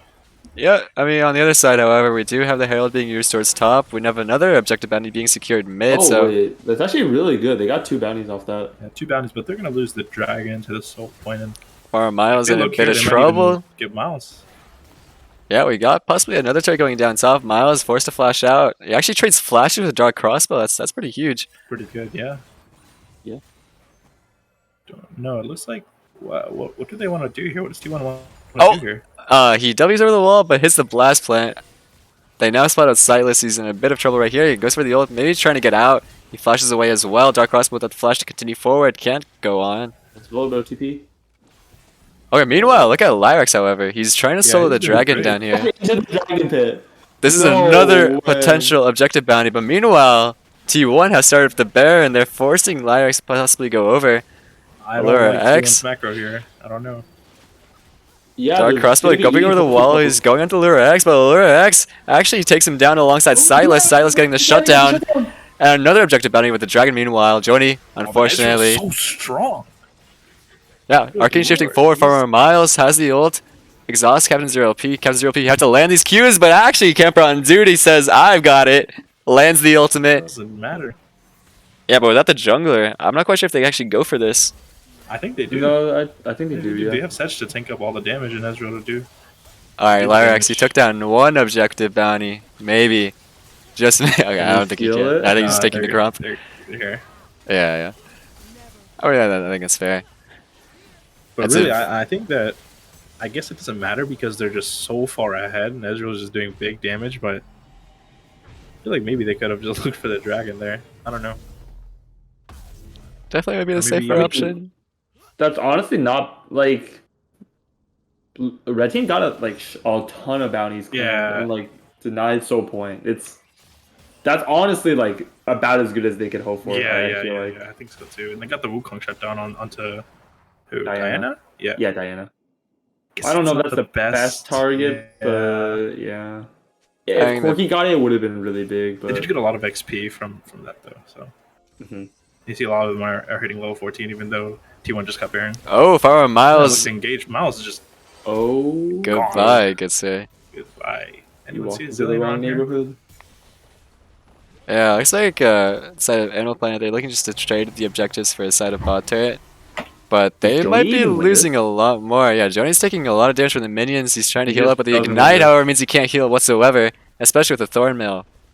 Shaman taking the turret now. They're just looking to secure the turret. Yeah, meanwhile, Dark Crossbow on the bot side might be looking to scrap with the Lura X. He does have the ult available. Lura X has to W out of this one. But he's already taken 80% of his HP, and yeah, that will just mean he goes down. Camper on duty taking the top turn. Meanwhile, looks like That's just limited right now. It's Doom. 21-3. indeed. Alright, T1 already had the Yeah. mid inhibitor, probably looking for more right here. With 2 down, I feel like it's pretty inevitable. Maybe Silas goes for some hero play right here. I don't even. Oh, like I think even if he lands a 4-man ult, there's just no damage to follow up. Yeah, turret's being taken down to half HP. Olurax still 10 seconds on his death timer. It's probably one of the critical key members on side of Animal Planet. Looks like the turret will get lower and lower. They just need a few more autos, but it looks like they're not gonna go for it. Not taking the risk, making sure they can play safe. Yeah. And that will just be T1 resetting. Like, all right. How does Red Team win this game? No, they can't. They can't. Okay. Okay. You gotta have some miraculous package into Diana play. I think at this point, I think earlier when Dark Crossbow uses Flash, maybe that was a chance where you can kind of see I him think going that- off on his own. Yeah. Yeah. I think that Joni going to Hullbreaker is also really grief. Hey yo, he's breaking some That's the way of turrets. putting it. He's going top right now. What do you mean? Yeah, good luck with that. Good luck getting out of your base right now. He can break his own But turrets. no, especially if like T1 can just force a 5v5 and Joni's just gonna have no value out of the Hullbreaker. Lorax, Yeah, actually, Silas is going for a careful. play. However, doesn't actually get the ult onto Captain Zero LP. Dark Crossbow just flanks on the other side of the corner. Silas now taken down, and that just means he gets deleted. Camper on duty decides to take the turret now, and it looks like they can. Dark Johnny's Crossbow really taking the turret squishy. as well. Yeah, Lyrax getting hit by the slowest Sejuani ult, not even the ult itself. And they continue to go forward, Camper on duty. With a Thornmail, he's so tanky, he's tanking probably like 10 turret shots at this point. He's deciding to take even more. He's like, alright, you know what? I've got the Karma Shield on me, you know what? Let's take some Game 2 more. is just over. Yeah, Joni, I don't think he can do that much here with Miles. And it looks like the Nexus will just fall. Yep, and these winners finals champs are gonna take it to game They're point. just stomp. Series point. My God. Tournament point. I don't know Yeah. what you call it. 2-0 going to T1 over Animal Planet. All right. Oh, that was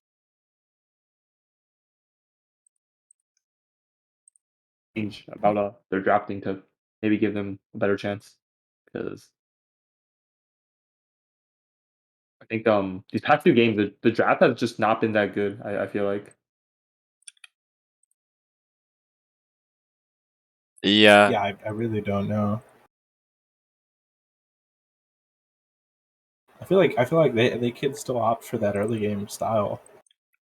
Yeah, If, like with the Elise, I think that's their best bet because yeah, and that was working for them, especially in game one where it was they swung they worked. the lead back in their favor. But They I had feel decent like proactive plays. They just didn't work out because power diving is really hard this patch.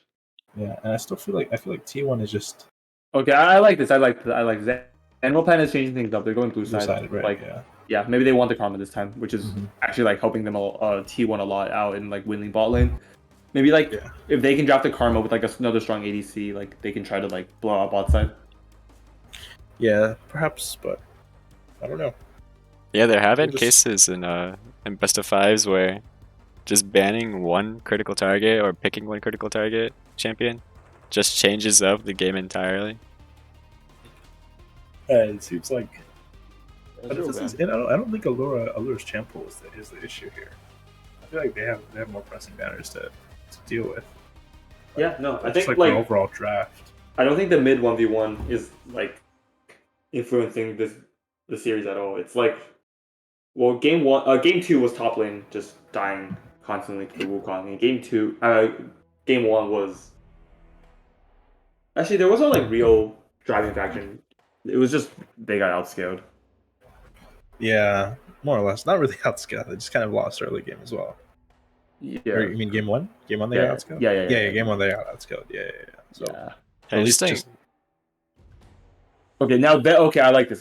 Now they're first picking the karma. The thing is, they Yeah, but- banned the Ezreal, so they can't pick it themselves. And I mean, T1 now responds with a Lyric Senna has, TK. send a TK. Lyric has like a Jin picker. Actually, Jin doesn't seem very good into this. Yeah, Jin does Yeah. sound a bit rough. It's good inside the lane by itself, however, later on Maybe in the he might stage. pull out something off meta. Yeah, what can you pick at this point? What do you think of the Trinity or something like that? This is Wukong bot lane. Wukong ADC. Okay. I think both of the TK probably sound a bit sad. I think he would be a bit depressed going into that. Yeah, but I know that Lyrax doesn't really play Ezreal, so they just decided to ban it away. Yeah, makes sense. Not sure if they were expecting the Senna TK though. I think you kind of have to in a way at some point, right? Senna being Yeah, the priority that she is in a lot of the regions, alongside Zeri yeah. and Lucian. I think so too. But Oh yeah, Senna wasn't picked either. I just realized it was up games 1 and 2, wasn't it? Yeah, yep, it was. I think they just opted for Ezreal Karma, and then Animal Planet didn't opt for Senna TK. Yeah. I like Which I that. think that they could have. This Ornn pick, oh my god. The moment dropped. they saw the Jin, the Wukong, they picked the Yorn, and it's just as easy as that. It counters the Wukong inside the lane, Yep. and then Jin And then can't do T1's anything. draft is automatically better. Yeah. Yeah, really smart It lacked choice a bit right of there. damage, but I don't think that's much of a concern with. Well, they can pick the damage in 4 and 5. Yeah, immediately they ban out the Fiora, the Camille. Make sure that and they think that Wukong likely at that point probably won't go towards the top lane after they saw how strong of a matchup it was at the beginning with the Ornn going into it. So they're banning the Ornn counters away, making sure that Joni can't just late game split push into the Ornn, be a menace in the side lane. Yeah, for sure. And then once again, neutralizing the solo laners. Yeah. No Graves here, no Victor. I do want to see Autumn pick something more carry and more damage here, though, instead of more utility. I think They you pick definitely jungle. here. Yeah. Give her. Oh, yeah, right, obviously, but she's probably gonna be one of the main damage dealers. Well, hopefully. They do need AP. Looks like Yeah, Seraphine. Oh, Okay, so they wow. didn't pick jungle. They do offer the Seraphine. that's not that much damage on the side of T1 though. Like Yeah, that's a that's lot what I of was- CC. But Yeah, that's what I was worried about. Seems like they just want to run through raw CC and You're pretty hyped if they pick there still is the Yasuo. jungle pick. If Crosswell picks some insane carry like Kindred or oh my god, Kane. what? I think this might actually be a Kane top lane, no way. No way. which This sounds is not also too bad Wukong. into the That's- Ornn. That's Kane jungle. Could it be the... Wow, does Sightless play Kane though? Okay. If this is Kane, I'd be excited. I like Kane. I think the champ is really terrible, but I think red form is actually not bad into these two tanks. Yeah. Yeah, I think so too.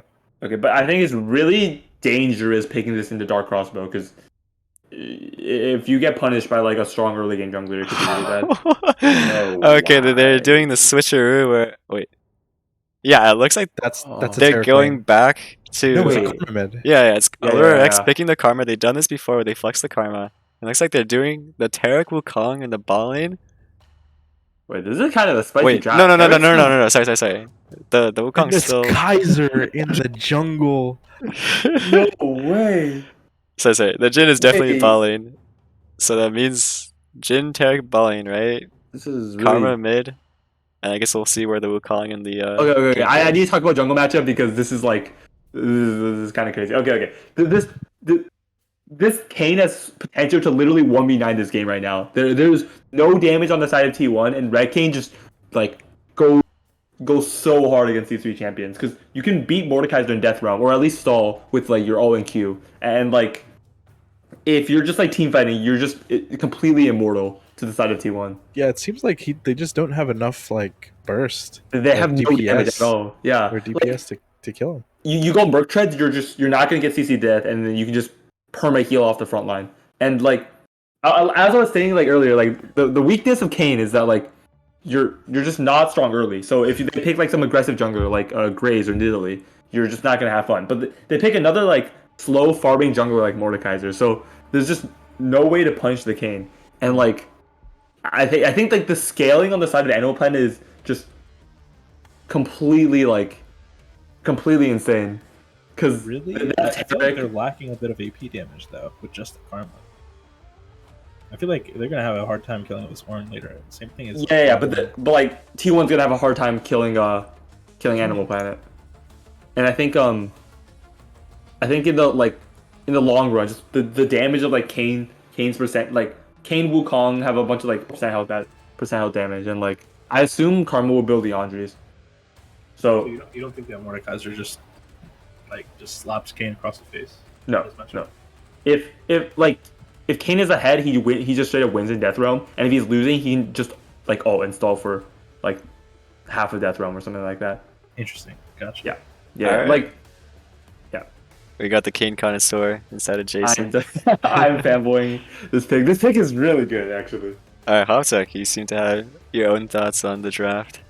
Well, I just feel like Animal Planet is a little bit lacking in terms of like I feel like Ornn can just stack armor and do the same thing he did game one, just nobody can kill him. Yeah, I mean, I agree. I think Jason did bring up a good point with the Kane on the side of Animal Planet. That can be a complete menace. However, I think if you look at the other members, it will be a bit rough for them. So normally, like Jin, for example, you're gonna have a hard time actually killing the Mordekaiser, the Ornn, the TK, especially if they build a tiny bit of armor. And it'll be a bit harder to reach the Seraphine and the Senna, the targets you ideally want to hit. Yeah, exactly. Additionally, picking the Taric, it's a very strong team fight pick. But typically you pick it into teams that go into you. In this case, since T1 has the Seraphine and the Senna, they can kind of poke from afar. They don't actually have to pull the trigger. But I imagine they have really good peel as well. Yeah, I think once you see the Ornult though, I think you pop the Taric ult and you kind of negate that, so there is still some value with it. But yeah, I think just the Wukong, the Jin, will have some struggle into these tanks.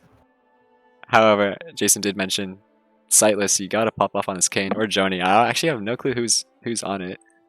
It's definitely jungle. I feel it's definitely jungle. If it's top, I think that it might be. No, I think King Top is pretty. Actually, it loses lane to Ornn, but Yeah, I feel like King Top just doesn't do anything versus Ornn, right? yeah. No, I think he does. You can collect your red form pretty easily. And then you reset once you get it. I think you start winning the matchup for sure with your percentage HP damage. I think the problem is like I don't think you can like Q onto Ornn early because I think you would just like kill you. I think it's most likely jungle though. Yeah. I'm guessing if like it it was was top lane, you probably just auto attack the Ornn once and you Q away. Try to get the first part of your Q. You guys think Animal Planet will win this game? Yes. I think feel it's T1 T1 might will. complete the sweep. Yeah, I think T1, just in terms of the lanes themselves, I think Karma Jin is pretty strong, but I think Senna TK is a pretty strong neutralizing lane. It's kind of one of those lanes where no matter how much poke you put into them, they kind of heal back up with the gray health and the Senna Q. Yeah, And and I then- feel like the longer this game goes, the more Animal Planet kind of just like falls off, right?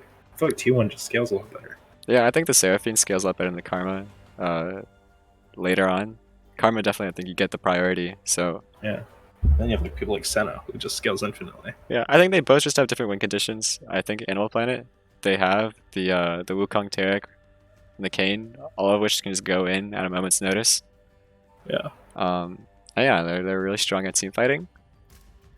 On the other side, T1, they kind of just have to hunker down, play that sort of like front to back style where you have the Mordekaiser, the TK, and the Ornn kind of up at front, and then have the Seraphine and the Senna dish out damage from the back. I think they're much stronger in that way. But yeah, I think Animal Planet, you just have to get the vision, you have to be on the objective first, and be decisive with your engages. Otherwise, T1 will probably just run at you slowly. Yep. Yeah, I think I want to see Wukong build a Black Weaver, maybe like second or third item, because that has just Oh yeah, insane they'll value. need it. He'll need It's- it, yeah. It's like just increasing the damage of Jinny Kane by a lot against this front I line. think that even the Black Cleaver doesn't stack, Kane might want to build it too. Nah. Okay, I do have confirmation, by the way. It is the Wukong going towards the top lane, so Joni will be on that. Looks like Silas will be on the Kane. Okay, that makes a lot of sense. I think the Kane fits Silas's playstyles a lot as well, because like he just seems to like opt into just full clearing, and that is that's what Kane does very well. Wait, I just realized. Did they pick the Mordekaiser because of the Tarek? Like if Tarek ults someone, then can you just Mordekaiser ult the Tarek? No, I think the attached target still gets the immunity. Okay. Then yeah, then should still be fine. I was wondering maybe there's some kind of crazy interaction where maybe the target detaches or something like that. Yeah, I don't really get this Mordekaiser pick, if I'm being completely honest. Not sure either. Yeah, now that I think about it more, I feel like it's actually bad in Kane, no? Yeah, it is. Yeah. But you said it was, but like not good at all. I mean, Yeah. Yeah, exactly. I think there is one thing where it's like he can ult Kane out of the fight, and like I think like the 4v4 like at a T1 wins really hard. So yeah, without Kane in the fight, that would be a smart. yeah, smart idea. there is that going for him. There's been this flying in front of me towards the monitor. I'm Oh about my god, it's my Oh, favorite commentator the- except Pop Tech. Thank you, Marco Jungle. Only Marco Jungle was saying that when he got carried in his DMV win. Yeah. He's giving you a supportive comment, and then you flame him? Wait, what do you mean? He flamed me. Oh, are you saying that's sarcastic? The OMG, it's my favorite commentators? Oh, except. I didn't see that part. I just saw the. Little extra bit there. I just saw the. Oh, dude, I just except. almost got gaslighted there. What the fuck? Yeah, Hoptech, you. Yeah, like, what's wrong with you? With all the support coming up from Mark in the comments, I can't believe you did him dirty like that. Yeah, good one, guys. I'm just gonna leave and go to sleep. I guess I'll just go cry.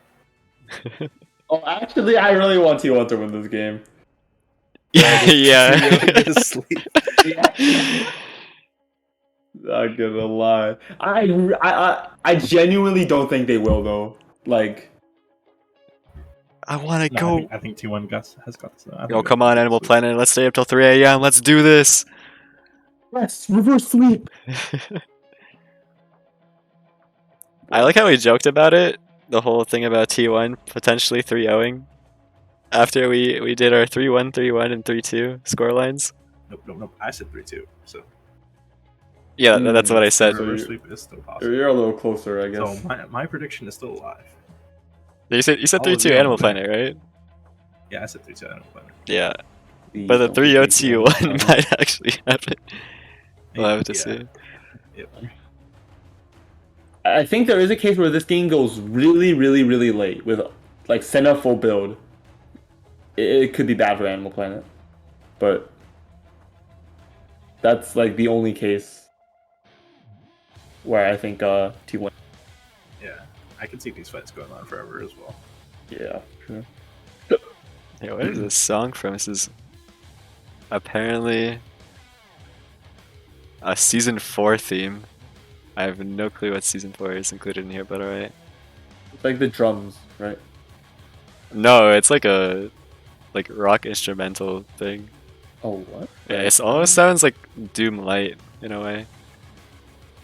Interesting. Yeah, season 4 apparently built different. You have like Kazakhs and stuff running around. Season 4 was pretty different. Yeah. Yasuo? Yeah, that was Yasuo season. I think he also was like 40% win rate or something when he got released. The good old times.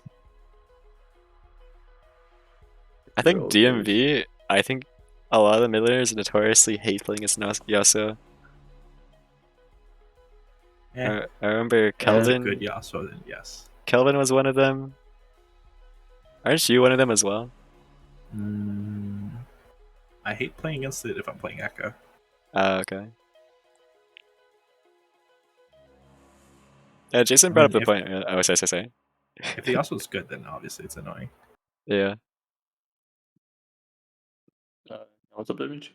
I remember What's up, bro? you brought up the point of if T1 ended up hyperscaling in this game, it could be quite dangerous to Animal Planet. I think they have been playing pretty, I guess you could say, like, conservatively. Just making sure they don't overextend for plays too often. Yeah. But I only meant like really late game when everyone's like Yeah, like Senna attacking you full from base. build. Oh, 6 items? Basically, like the only case where like it's bad is if like Senna gets so strong, like Kane can't like because Kane's gonna itemize MR against those 4 AP champions. So like in the case where Senna just gets so ahead, she can just like blow up Kane and he can't like do what he wants in teamfights. Then it's really bad. But it's gonna take it's fasting Senna, so it's gonna take a really long time for it to reach that point, right? Yeah. Once it reaches that point, this game is doomed. But because there's nobody like on the side of on like their side that can actually kill this Senna. Ghost Senna as well.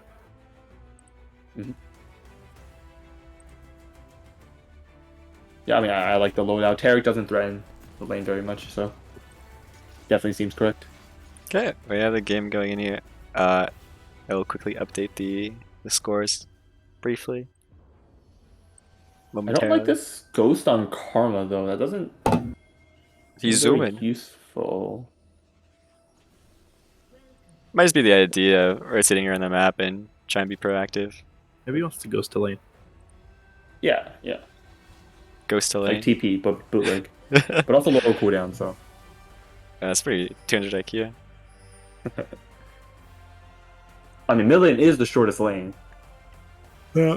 So We're about to see a very innovative. Mid lane. Oh, that's pretty dirty. Mana flow. Yeah, I think there's no mid lane agreement in this match. I think Autumn at the beginning shot a Victor laser at him. So Wow, we were complaining about Victor Corky, but this might be even worse. yeah. Well, these mid matchups are just- so cursed. just having Seraphine in mid lane is just so resident sleeper. Yeah, but like you're matching it with the Karma as well. Like Yeah. those champs are gonna be spamming abilities on the wave. Allura is just like 2 can play at that game. Yeah. But I think Autumn's champion is way stronger than Karma mid. Yeah. Karma. Yeah. I mean like Karma gets the push early, sure, but like Seraphine scales so well. Yeah. Just wait till she can like start QE one shot the wave. Yeah, exactly. And then like they buffed the E. They like buffed the E recently to like just increase the CC duration by a lot, like 50%, almost. I'm hard griefing. Yeah. So junglers are just mirroring each other. Nothing should be really happening, because I mean neither jungler ganks very well. I could just I just see them farming. I think for most of the early game. Yeah, Kane does have Conquer, so he's definitely opting for red. Oh, actually a fight in the boss. Like Kevin0 be getting taken really low. Actually forced a flash and Lyrax Oh, secures the kill with okay. Far Miles Ignite.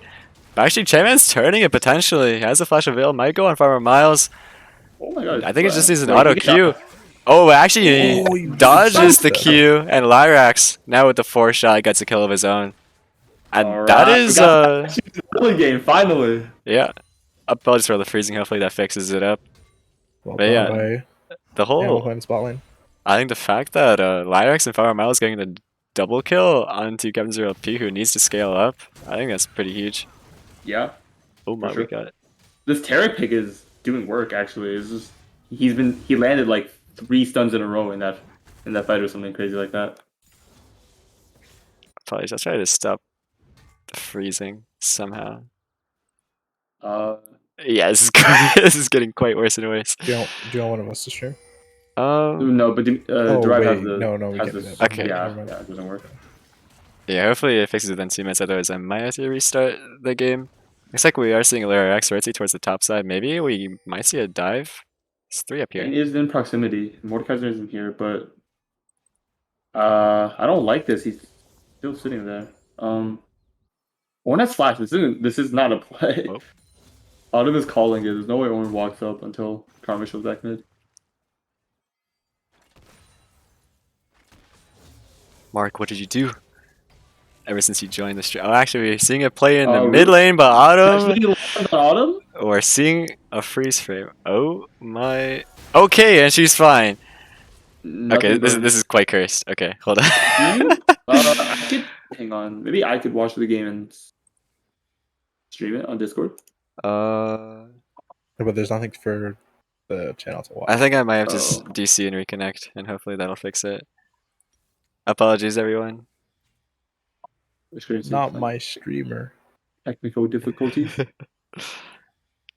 We will pray that none of them have gotten a kill in the meanwhile. Watch us go back to like a 5-on-5. Full Ayo. teammates. We just jump in and someone gets a penta. I'm gonna briefly go back to the casting desk. Apologies, everyone. The client has decided to kaboom.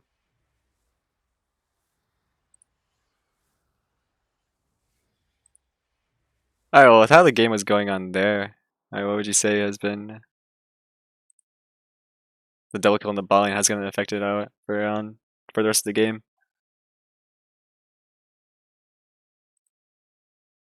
This can be like a radio like talk show where like what's going on. Yeah. Ayo? Oh no. It's cursed. Please. Alright, anyways, with the double kill in the ball lane, how do you guys think that's going to affect the game? Taking down again, he's 0-2. Oh my Oh god. my god. But Lion 4 shots count as LP for another kill. They're 3-0 bot lane right now. Good lord. Yeah, this is kind of crazy. You could just be making this all up for all we know. Oh my god, Counter LP gets a penta kill. That is crazy outplay from that. Yeah, I don't know. Okay, I'm Hope very people sorry, just everyone. follow. We're going back into the game. Hopefully, it'll load up very shortly. T-Tours.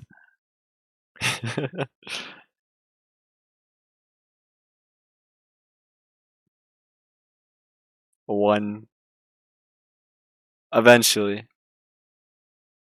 There we go. Oh.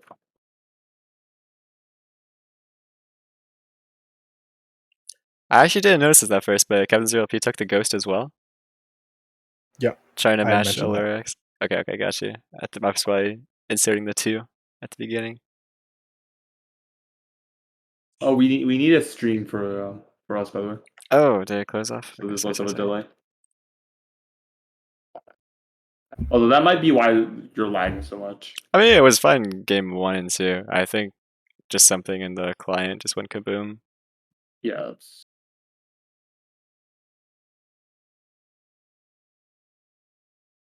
Oh my.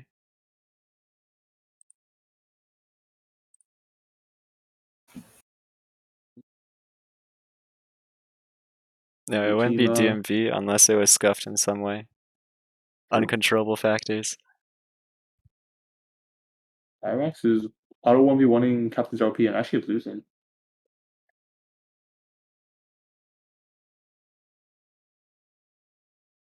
Yeah, we got a new streamer.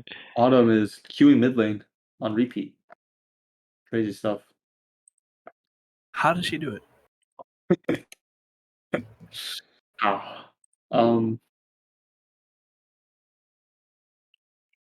Yeah, I don't know. Everyone's just power farming. Not much to commentate on. Actually, despite all that's going on, there's only a 600 gold lead for this on the side of Animal Planet, which is smaller than what I would have imagined. With all that's been going on. Okay, we're back in. Oh. Okay. Enough of my stuff radio. Alright, well, it seemed as though in the meanwhile, Kemzero died once more, however. Dark Crossbow actually getting 2 kills. Looks like he ganked Joni, from what it sounds like. Yeah, Yep. that's what it seems like. Yep. Okay, looks like we're no longer having any freezing issues. Seems fine. Sounds always good. I want to say something. I don't think this Kane has interacted at all. I'm pretty sure he's at like 0 stacks. Is there a way to check that? Doesn't look like it. Yeah, not like probably not. Who's that 0 stack? Sorry. Oh, Kane. Oh, okay. He just hasn't brawled at all or fought either like touched anyone. So Yeah. Looks like Yeah, there no could be a going. fight going on the top side. Kemper on duty using the ult, but Joni's walks pretty far away to the point where it doesn't really matter. Meanwhile, looks like T1. Sorry, Animal Planet is actually taking the dragon. And his bot lane is looking quite strong. Lyrex is looking for more. Dodge. Yeah, critical sidestep right there. I think if he gets hit by the W, then he's either forced to Ghost or Flash.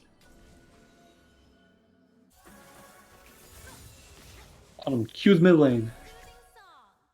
How does the Kane passive work, by the way, since you definitely know a lot about this? Correct me if I'm wrong. So like if the game goes on, like the longer it goes on, the more easy it is to get souls? Yeah. So like if you're like late game and still don't have form, like one like fight can just give you full form. I see. Like, yeah, it just increases as the game goes on. So it's not too bad that he hasn't picked up anything, but like he wants to start getting red form because it just helps him a lot with like clears and skirmishes and all that. Yeah, imagine if you're in that fight, you'd probably just want your form already rather than fighting for the form. Exactly. Seems as though Joni's having a much better time despite having 2 deaths. The CS is definitely favoring him a lot more this game than it did in the first game. Yeah. Also balling on the red side. Okay, we have the Tear Stun. Stun. Miles actually getting 1 onto Captain 0P, and Silas is going for the play of Captain 0P as well with the ultimate. Captain 0P dodging the W with Flash. And Dark Crossbow with the ultimate. Silas, I don't think he can get out of it. Actually, has some nimble footwork. He's going for out of it. But Autumn, with the huge ult, lands onto 2. And that will be a double kill, going over to T1. Good TP by Autumn there. Even though it's pre-14 minutes, she just uses it on the tower to protect from the dive. Yeah, I don't like that. That was a little forced, I think, after like Senna flashes away Yeah. from the king. I think it might be doable if they know Captain 0P doesn't have Flash. But since he did have Flash right there, he just flashed away from the Kane under turret. And with the backup that he got. Actually, I mean, honestly, just a great response from Dark Crossbow and Autumn. Yeah, They probably thought that was a 3v2, but that quickly changed into a 4v3. Okay. I mean, at least like Kane did hit 2 melee champions a little bit, so he's getting a little bit of. All in the top side, Joni with the Sheen. He's actually doing a lot of damage. Camper on duty. Likes to return it, and then it might just bonk him down. And that actually is the solo kill going to Camper on duty. Blade combo. Yeah, where's Dexmax? I need you to type Ornhart. What a play by Camper on duty. Crazy solo kill. Joni is not having fun this game. 0-3 on the Wukong pick.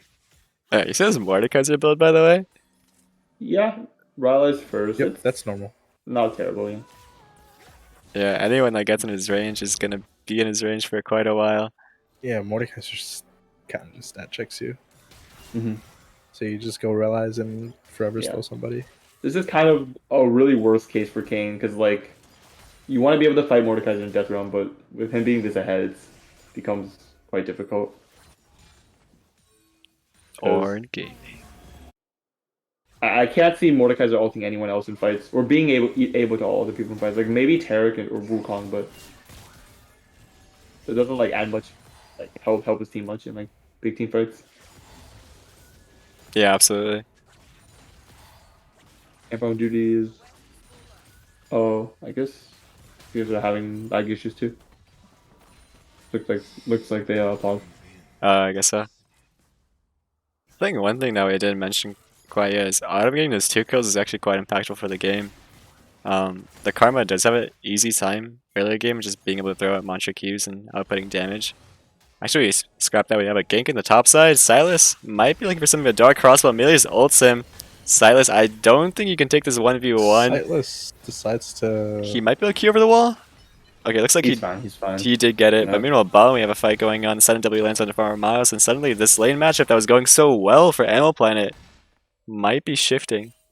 Yeah, I'm not sure how much that attributes to like the forced dive that Silas did or Sightless did. But honestly, they were already winning, and that happened and kind of got them back into the game if they were out of it before. I think it's just Lyrax is sitting on a bunch of gold. You can see him nearly at 2k right now. After this, it's I probably see, be I see, around gotcha, 2.2. gotcha. Yeah. So they are still pretty far ahead. It's just right now until they get a good base timer. It'll be a bit rough. Yeah, this is getting kind of scary. They do have the heal available, so if the dive comes in through, they can outplay it. But yeah, they will just have to be forced to base. Sun has no mana. The turret is quite low though. That's yeah. They're calling it with I Sightless. can't believe they're winning this hard actually bot lane. Okay, Captain Zero P forcing the Ghost. Knows that there's a gank going on with Farmer Miles Good walking flash. forward, and now Chayman eats him up. Make sure he gets shielded up, and he's actually full HP with the shield. Meanwhile, Dark Crossbell, also with a move speed of his own, goes This is forward. really good for blue side. Yeah, Fine. Dark Crossbell Kane just should have going form now. everywhere. he's got form, but he's also got a death timer, and that will mean Dark Crossbell probably goes for Dragon. Yeah. Copium. I think. But like, Yeah, alright, the game is winnable. He's got form. form is insane for Kane this game. It becomes like really hard for people to just kill him. Oh yeah. Oh yeah. Oh, what the? what Lyrax flashing forward after the abilities have already shot through. And we're just panicking with mid lane. We don't want to watch that anymore. Yeah, we want to watch the. Camprad Zudi. Alright. This guy's a Guys, magician the now. game's He's doing more damage than is right. Seraphine.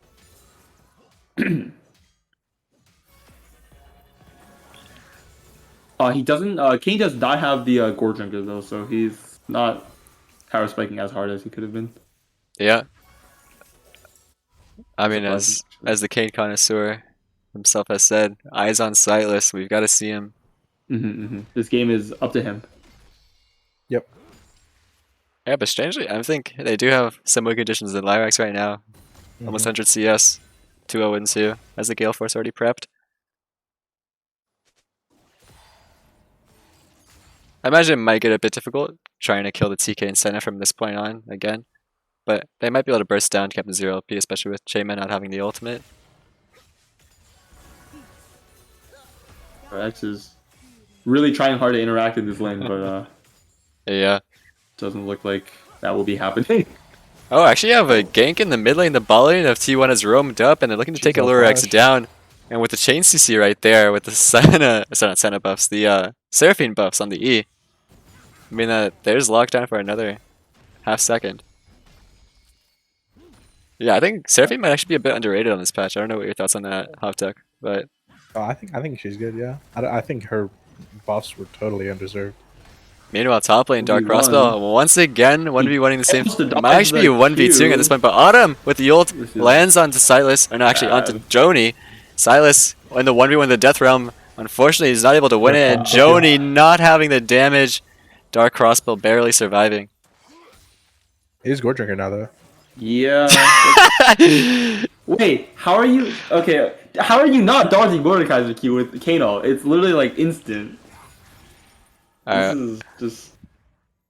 I think kind this of, is just like well played towards Dark Crossbow though. He's knowing he can take these matchups where he can just go for the 1v2, go for the 2v2. He's got the backup from Autumn, camper on duty. A bit behind. But yeah, still be able to follow up. Yeah, but I think at this point, Mordecai is just a menace. Yeah, he's probably close to Riftmaker or. Yeah, once he gets that Riftmaker, who's gonna stop him? Game. Yeah, I'm not quite sure. Look at this top lane though. He's singing in the bush. He might be looking for Joni, and actually is in there, but the skill shots don't hit. And meanwhile, bot lane, Animal Planet is looking for a play of their own. Silas with the Terracle now looking to try to get a kill on the Shaman. Shaman eats the Farmer Miles, and that will be the kill going over to Lyrax. Meanwhile, top lane, Herald pops. Meanwhile, is Joni can't get a turret. I have no clue what I'm saying. It's probably something related to English. But meanwhile, mid lane, Autumn actually taking a lot of damage. Big damage. I was probably speaking another language at that point. Somewhere in the middle of there. Yeah. Looks like a dive coming Maybe out. a tower dive. Yeah, Jhin the has ghost coming in the through means he can just actually curtain call. get away with the slow resist. Oh, next. Oh, Lyrax has to cancel his ulti. Yeah, look at the kiting right here. With the Captain- ghost, he's Captain actually Joe B just able to walking run around. forward, yeah. Oh, might be. Oh, he's fine. No, he's fine. He's Oh, beat Dark him. Crossbow, he's ghosted in. He's looking for stuff. Ornal also coming through. Kemper on duty somehow getting over here. Nice NW lands onto Lyrax. Means actually Captain Zero secures the Oh, kill. no. Far Miles in a bit of trouble as well without the flash. Double kill going over. Lyrax Ooh, I'll good probably shot just stuff. do Seraphine ulti though. popping the ghost of his own. Somehow the ghost is just the name of the game. And that will mean that Lyrax survives. But double kill going over to T1. Actually, he might not survive in the Death Realm now. Lyrax 1v1ing him under the turret. Looks like Dark Cross was just waiting it out. The rest of the team. Oh, Lyrax, Ooh, happy they get feet. some He's dodging moves. everything. He's actually dodged everything so far, but unfortunately, I believe the Yeah, Seraphine forced a auto attack flash takes out him of there. down.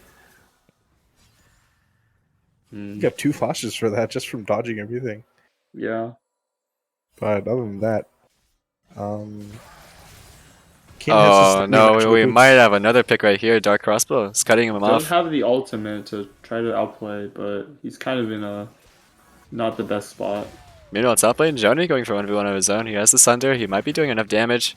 But I think at this point, Definitely doesn't Camper on duty is fine. No Likely. Arm Blade combo this time.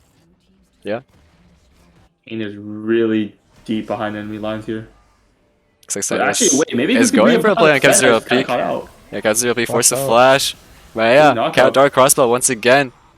He's just a menace. Look at everyone. They're running away from him. Silas trying to get a pick onto Autumn, but doesn't have the damage. Yeah. Shaman, huge W lands Yeah. onto Farmer Miles. Farmer Miles getting eaten up, and this will be another easy pickup. Looks like they're gifting it over to Captain 0P. No, but Kane does have the Merc Chest now, so Yeah, like I don't see how they can lose. But Kane, guys. Was this happening in your guys' all of your matches as well? Just throwing shit at each other? Never. It was mostly just depression, I think. Oh, that's Me telling Jason that I was the problem, not him. Yeah, I got broken up with in the middle of our series. It was, Be rough. unlucky. yeah. Yeah. Well, Okay. maybe as a segue, Animal Planet will break up T1 in the next fight. Am I right? Okay, yeah, because like, okay. This Kane, like, Has a long sword of Ruby Crystal. this Kane, despite being quite behind, is still against 3 melees, and his Q like will be healing so much. Like, there's no healing reduction really on the side. Oh, of Allure X might be getting That's caught not out working. here. Buffs some Muncher W for the healing. And that will just be it. Like, and there is like Terry healing on like Karma showing to back him up. It's not entirely doomed. Okay, you like pause there for like a good. Oh, actually, an all-in coming out of here. Lyrax has to flash away from the Ornold. That probably will just be it. Parama's still in a bit of trouble, however. And Captain 0P once again getting a 3rd kill within the last 2 minutes.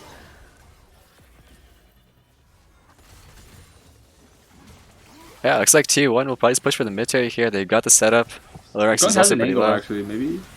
Oh wait, Dark Crossbow just decides he wants to ult Allura X, and actually, Silas getting hit by the Seraphine ult. Joni, meanwhile, goes on the back line. We have quite a lot going on.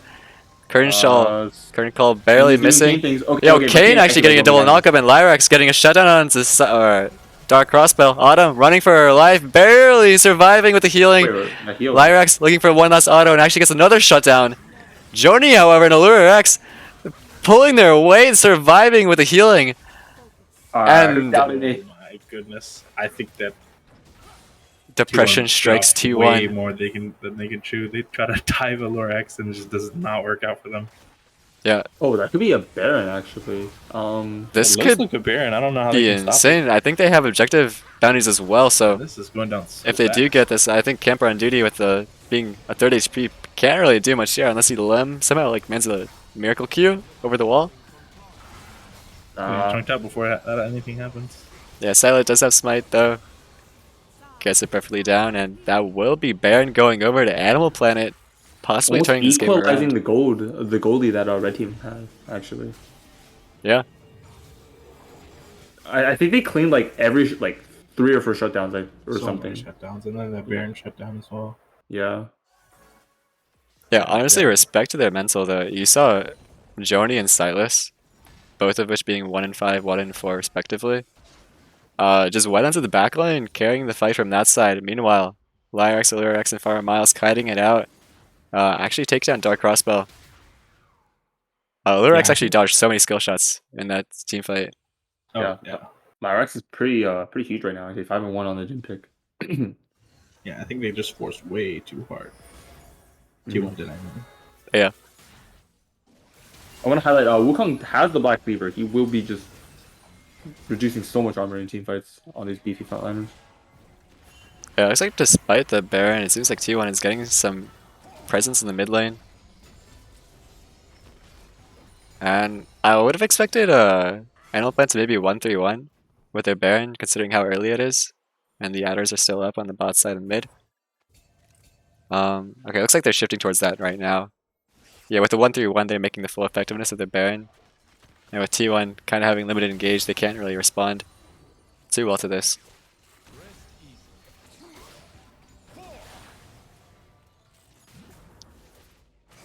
Looks like the mid turret is getting quite low.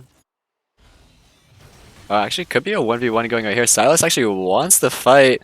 The Red Cane, he's taking every single bit of damage from I don't Dark think he wants Crossbow's to abilities, and now gets Yeah, auto I attacked don't down. think don't think the drinker is gonna save or the chain vest. I think I'm Jason, surprised you he hyped actually him up too opts to much. go for Death Stance here. Yeah, more and more. I don't like this death dance. I think he needs a Maul. Like, Yeah, more or maybe even a Spirit Visage. yeah, I don't. Death dance is a strong item, but against this comp with just 4 AP, it's a little lackluster. Yeah. Another thing to point out this game, it is a Cloud Soul. And the thing is, it's actually not that bad this game. Both of these teams are using their mobility effectively to try to run away from each other. For example, you want to run away from the Mordekaiser and space him out. Similarly, Mordekaiser, he wants to run at you. So having that extra movement speed and slow resist is pretty critical. Yeah. Imagine Mordekaiser with the Cloud Soul. He just ults you and just sprints at you. Starts bonking you. He probably doesn't have to land abilities at that point. Yeah. Yeah. I mean, he is so fed at this point. He He just doesn't have to. yeah, and he has the freaking Morello now. Yeah, no Mythic actually. Interesting choice. No, but smart pickup, so he doesn't let the Kane 1v9 with the Score Drinker. Yeah, Yeah, fight like- happening in the bot side. Looks like Sal's going to follow up on this, but Camper on duty is still pretty tanky. The Sunder is doing a lot of work. Now the Sentinel ult goes in through for the shield, and looks like he They're flashes collapsing. It away. doesn't look like they want to commit. Might go on Joni. Yeah, around. Kev's really post the ghost. Camper on duty, nice ult, lands onto Joni. Joni has no escape out of there, and Dark Crossbow secures another kill. Yeah, it seems like T1, even though they threw like pretty much their whole lead, still coming up on these fights. Yeah, we'll have to see what happens going forward. I Oh, just Crossbow's realized... a menace. Who's gonna stop him? He just oh my goodness. Lyrax has both if he passes the Q, he can outplay this. Dark Crossbows. Dark Crossbow's getting Control. quite low. Yeah, you can't take that 1v3. I just realized I have the teams on the wrong sides. Yeah, well, I he's will, up 2-0 in the series. I will do Up this. 9 kills, 3K Really gold. well. He's 7-2. You can take a little bit of ego, I guess. I'm actually No, freaking that's like a pretty bad. He gave the shutdown over the Kane. Like, as I said, like if Kane just starts, well, he's like really behind right now. But if he can like equalize or just like get a bunch of gold, like it's really bad for the side of red team. good. Yeah. Oh, that stance. Okay. Now he's online, right? The He's Ruby indeed Crystal as online. well? No ironic. No irony though. Yeah, that Now he's moment. actually I have not been ironic this entire time, by the way. I genuinely believe what I'm saying. All right. You think I do you think genuinely he can believe 1v1 what the I'm saying. Mordekaiser? No, but that's beside the point. So what happens if he gets ulted? He dodges the Q with his ult and then holds it for the whole time, which basically like runs out like half of Mordekaiser's ult duration. That actually sounds pretty reasonable, honestly. No copium. Yeah. No copium at all here. Or what about the rest of his team? Well, I don't care about. I'm strictly talking about Kane here. All right. I think The rest of Lyrax the actually does a team- lot of damage though. He's hit his IE, he's now going for LDR. Yeah, Yeah. 3.5 items. I mean, it seems not in that bad of a spot. Like with Karma, like moving speed and Wukong's like the CC and engage. It's not the worst because unless they like get some massive wombo with like Ornn plus Seraphine, which is definitely possible, but unless they get something like that, like blue team can like just kind of kite really well. Lure can be in trouble. Yeah, here. Lyrax is in Everyone's trouble. We see collapsing onto- Chayman flanking from behind, but actually Camper on duty might just be soloing him down instead. Camper on duty getting the kill. Yeah, Yeah. that looks like a Baron here. Yeah, that's Mhm. pretty huge, Baron. 2 seconds up. Don't Johnny's still in think the they can ball lane. contest. Yeah, they're just starting this Wait, they're flat getting up, collapsed and on mid lane, meanwhile, actually. Animal Planet, they're actually going for split calls. One team's doing the Baron, one team's fighting mid, but it actually looks like they can just do this because Animal Planet is under the turret. Joni now TPing in. Okay. Autumn, you got the magical feat right here. Let's see it. Okay, actually, they don't know where she is, but now Joni flashes on top of her, and nice prediction over the wall goes on top. Okay. Gives over Baron, but gets a 1-for-1. It's not the best, It's honestly. not good because I think that I don't know. Mm. Yeah, Like, 1 if Max for 1. Or plus Baron. Lyrax resets. Okay, they're resetting now, but they're gonna get control of this river and this mid push as well before Dragon. Yeah, blue team definitely needs to fight for this. Like, Soul would be very bad. It's gonna be really bad. Yeah. Ornaments coming in there, already completed on Sephora.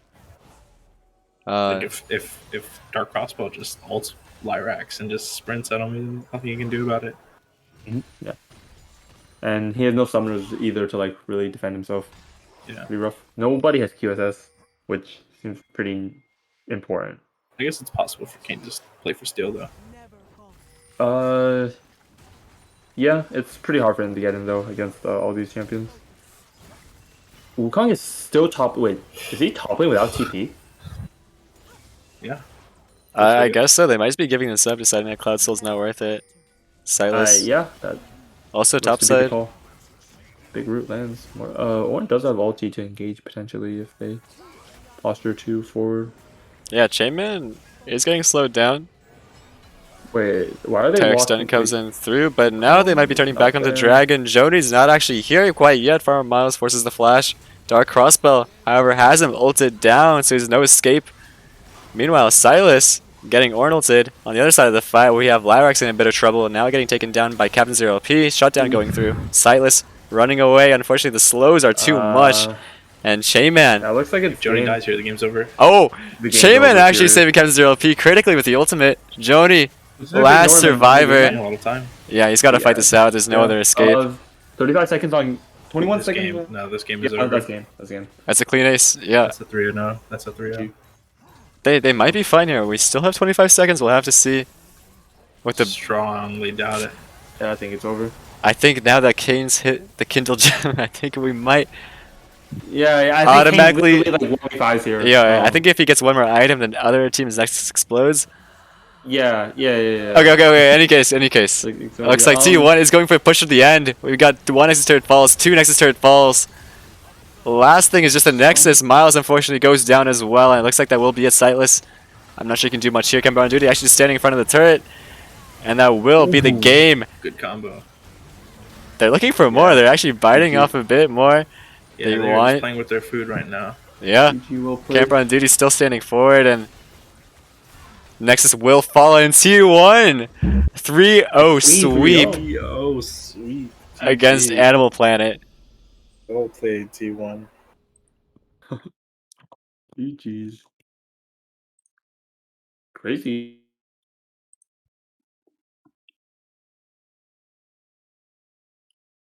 You gotta call myself and say I was the closest, but yeah, okay, buddy. All right. Shoot, let's who do we think was MVP for definitely the Dark Crossbow. Yeah, I was about to say definitely Dark Crossbow for me. Yeah, with the pathing, especially in all 3 games, like game 2 on the Wukong especially, getting that creative path onto Joni, making sure that he gets the top lane shut down, going I think like 8-0-5 by 20 minutes, basically hard carrying that game early on. And 3rd game you saw him with the Mordekaiser just being an absolute menace. Yeah, for sure. Definitely MVP for me. Yeah, actually this is his first victory as well. In DMV, despite how many turns it was. Yeah. Despite Finally all rigged his the attempts, tournament. at rigging, this is his first win. Yeah. Congrats to him. So. Should we pull him in here for an interview? Yep. Let's go to lobby actually, or maybe let's go to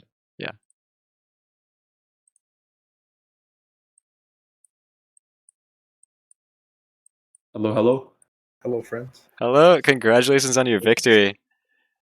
So obviously, seems like it was hard fought, but maybe not. It was a clean 3-0.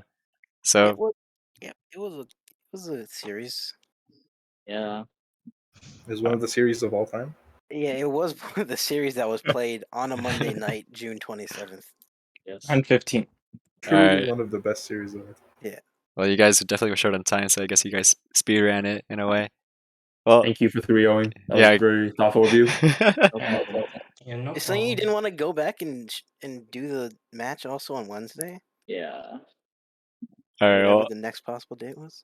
given the 3-0, I imagine there must have been some preparation going into the game. The drafts were definitely very strong. So, can you guys talk a bit more about that? Yeah, we played Ezreal Karma. Yeah, we played Ezreal Karma, which is what we've been playing the whole tournament. Yeah. Instead of TK, which is what we've been playing the whole tournament. I think Dark Crossbow just did all our drafts, so yeah. No meme. Like what happened was I DM'd Autumn, do you care about this champ? Or I guess I can say now, do you care about Syndra? And she was like, yeah. And I said, okay, and then she was like, let's triple bend, or we can bend. That's what So you I was said. like, yeah, I was like, let's just triple bend their mid, fuck it. And then that just happened. Yeah, so you didn't think that anything else was worth banning besides the triple band mid? if you look at their like, I dig through well not dig through, but I just look through the report scores, and they only their mid plays 3 champs, their jungle plays 3 champs, their support plays 2 champs. I guess 3 with Karma, but it's basically we can target 3 players on your team, so it was really easy to just triple ban someone, and it was working. So we just kept triple banning their mid. Gotcha. Yeah, I think we also saw different styles from your team. I think typically, normally we would see. I guess 3rd game was kind of similar to how you would play in the past, but game 2 especially, I think with the Wukong pick, it's definitely a lot more aggressive, where a lot of laners are getting priority for the Wukong and Dark Crossbow popping off on the pick.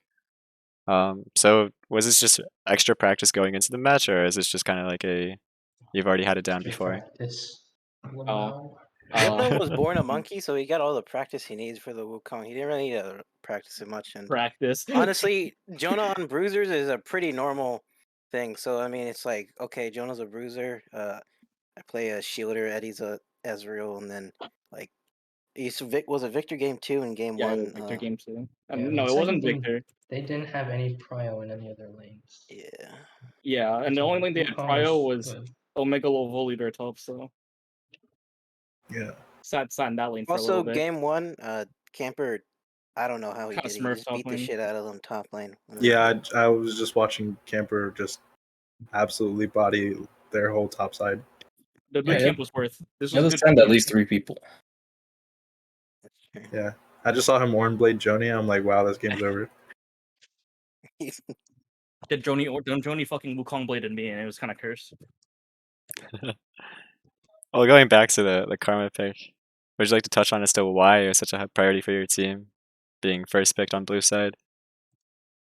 So we can make sure they never leave their turret, and we get 5 plates. Oh.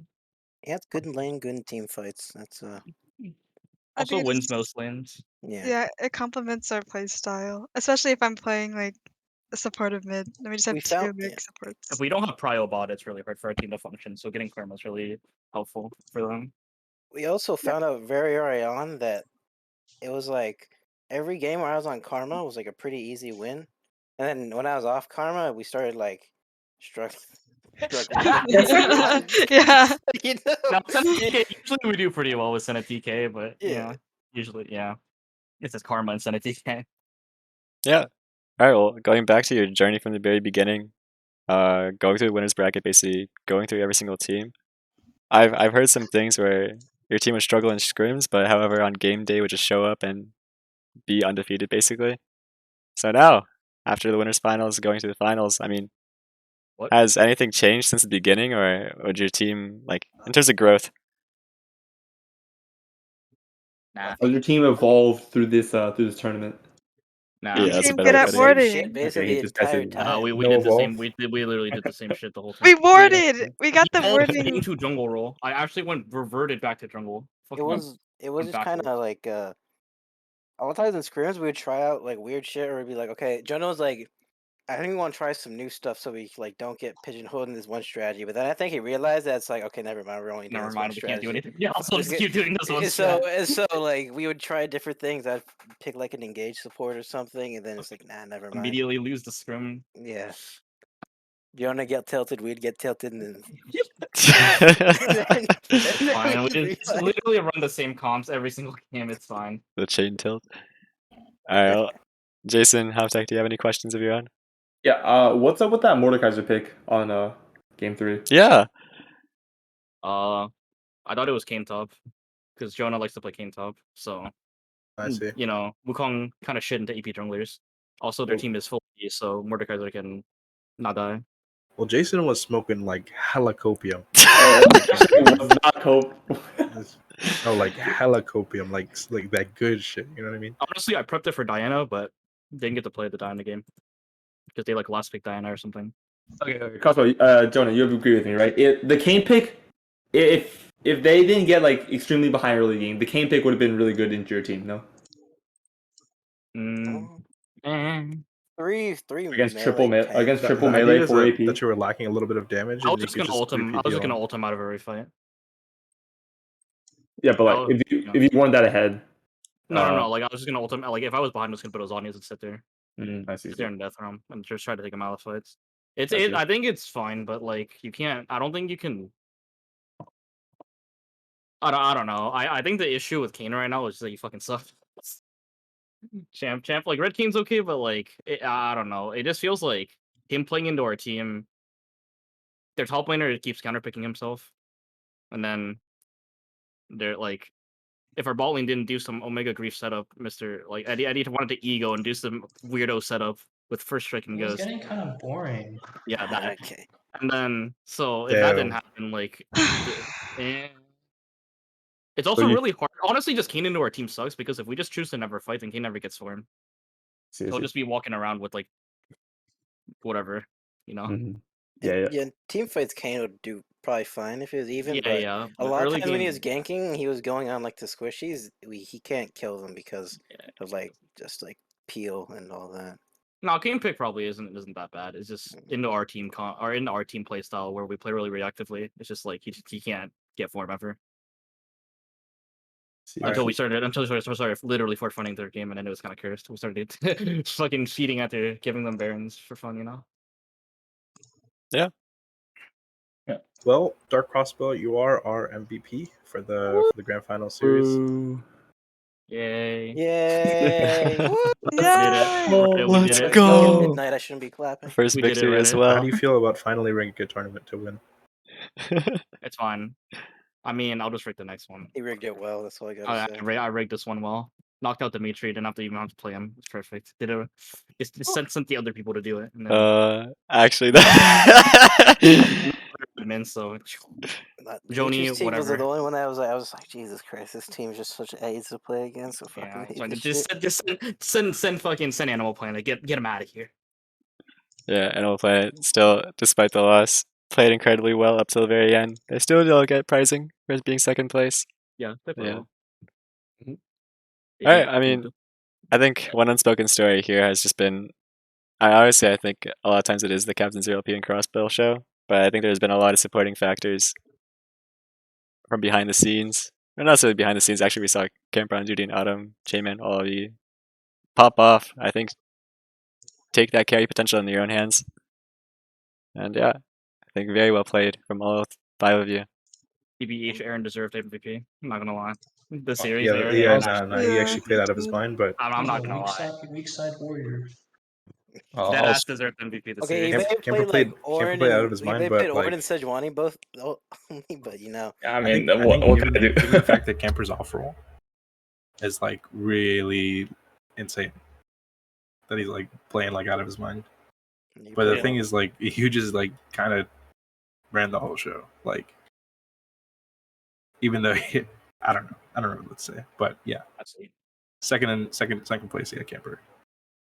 Thank you. I think we were really lucky with draft as well, because no one really knew. Your draft was just consistently better. Like game 2, it seems like, yeah, I said this on the VOD. You can watch the VOD back, but I said this as like your front to back comp is really good, and then like it seems like Animal Planet just drafted like a Walmart version of a front to back with just Corky and then like the rest of their team, like Diana. But like pilled in comparison to like what you guys had with like Ornn, Victor, Sedge, not Ornn, Wukong, Sedge, Victor, Ezreal, Karma. Yeah. All right. Any closing comments? Nope. I am glad that we did get the come on Pat Wing at least a couple times. So you know, that's the only thing I have to say. Even if we weren't able to do it in finals. Yeah. Shout out to Nightstone for ranking us first as well. Thank you. Yeah. He's the boy. Good prediction. Oh yeah. All right. Well, that will conclude DMV Rivals Summer Edition number 3. Whoa! And with T1 being the winners, they will go into the Hall of Fame. And so on. Keep posted for further announcements for future events, and we hope to see you again. Thank you everyone for joining us, the casters. Special shout out to Andrew, who had been a huge, factor in the production, making the team lineups consistently. And thank you to all the viewers, the players, for joining us along. We can't do it without you. And thank you for joining us. Thank you for the people who donated. Oh, people who donated. Yes. That's a very big thank you. Yeah. Yeah, especially big thank you. All right.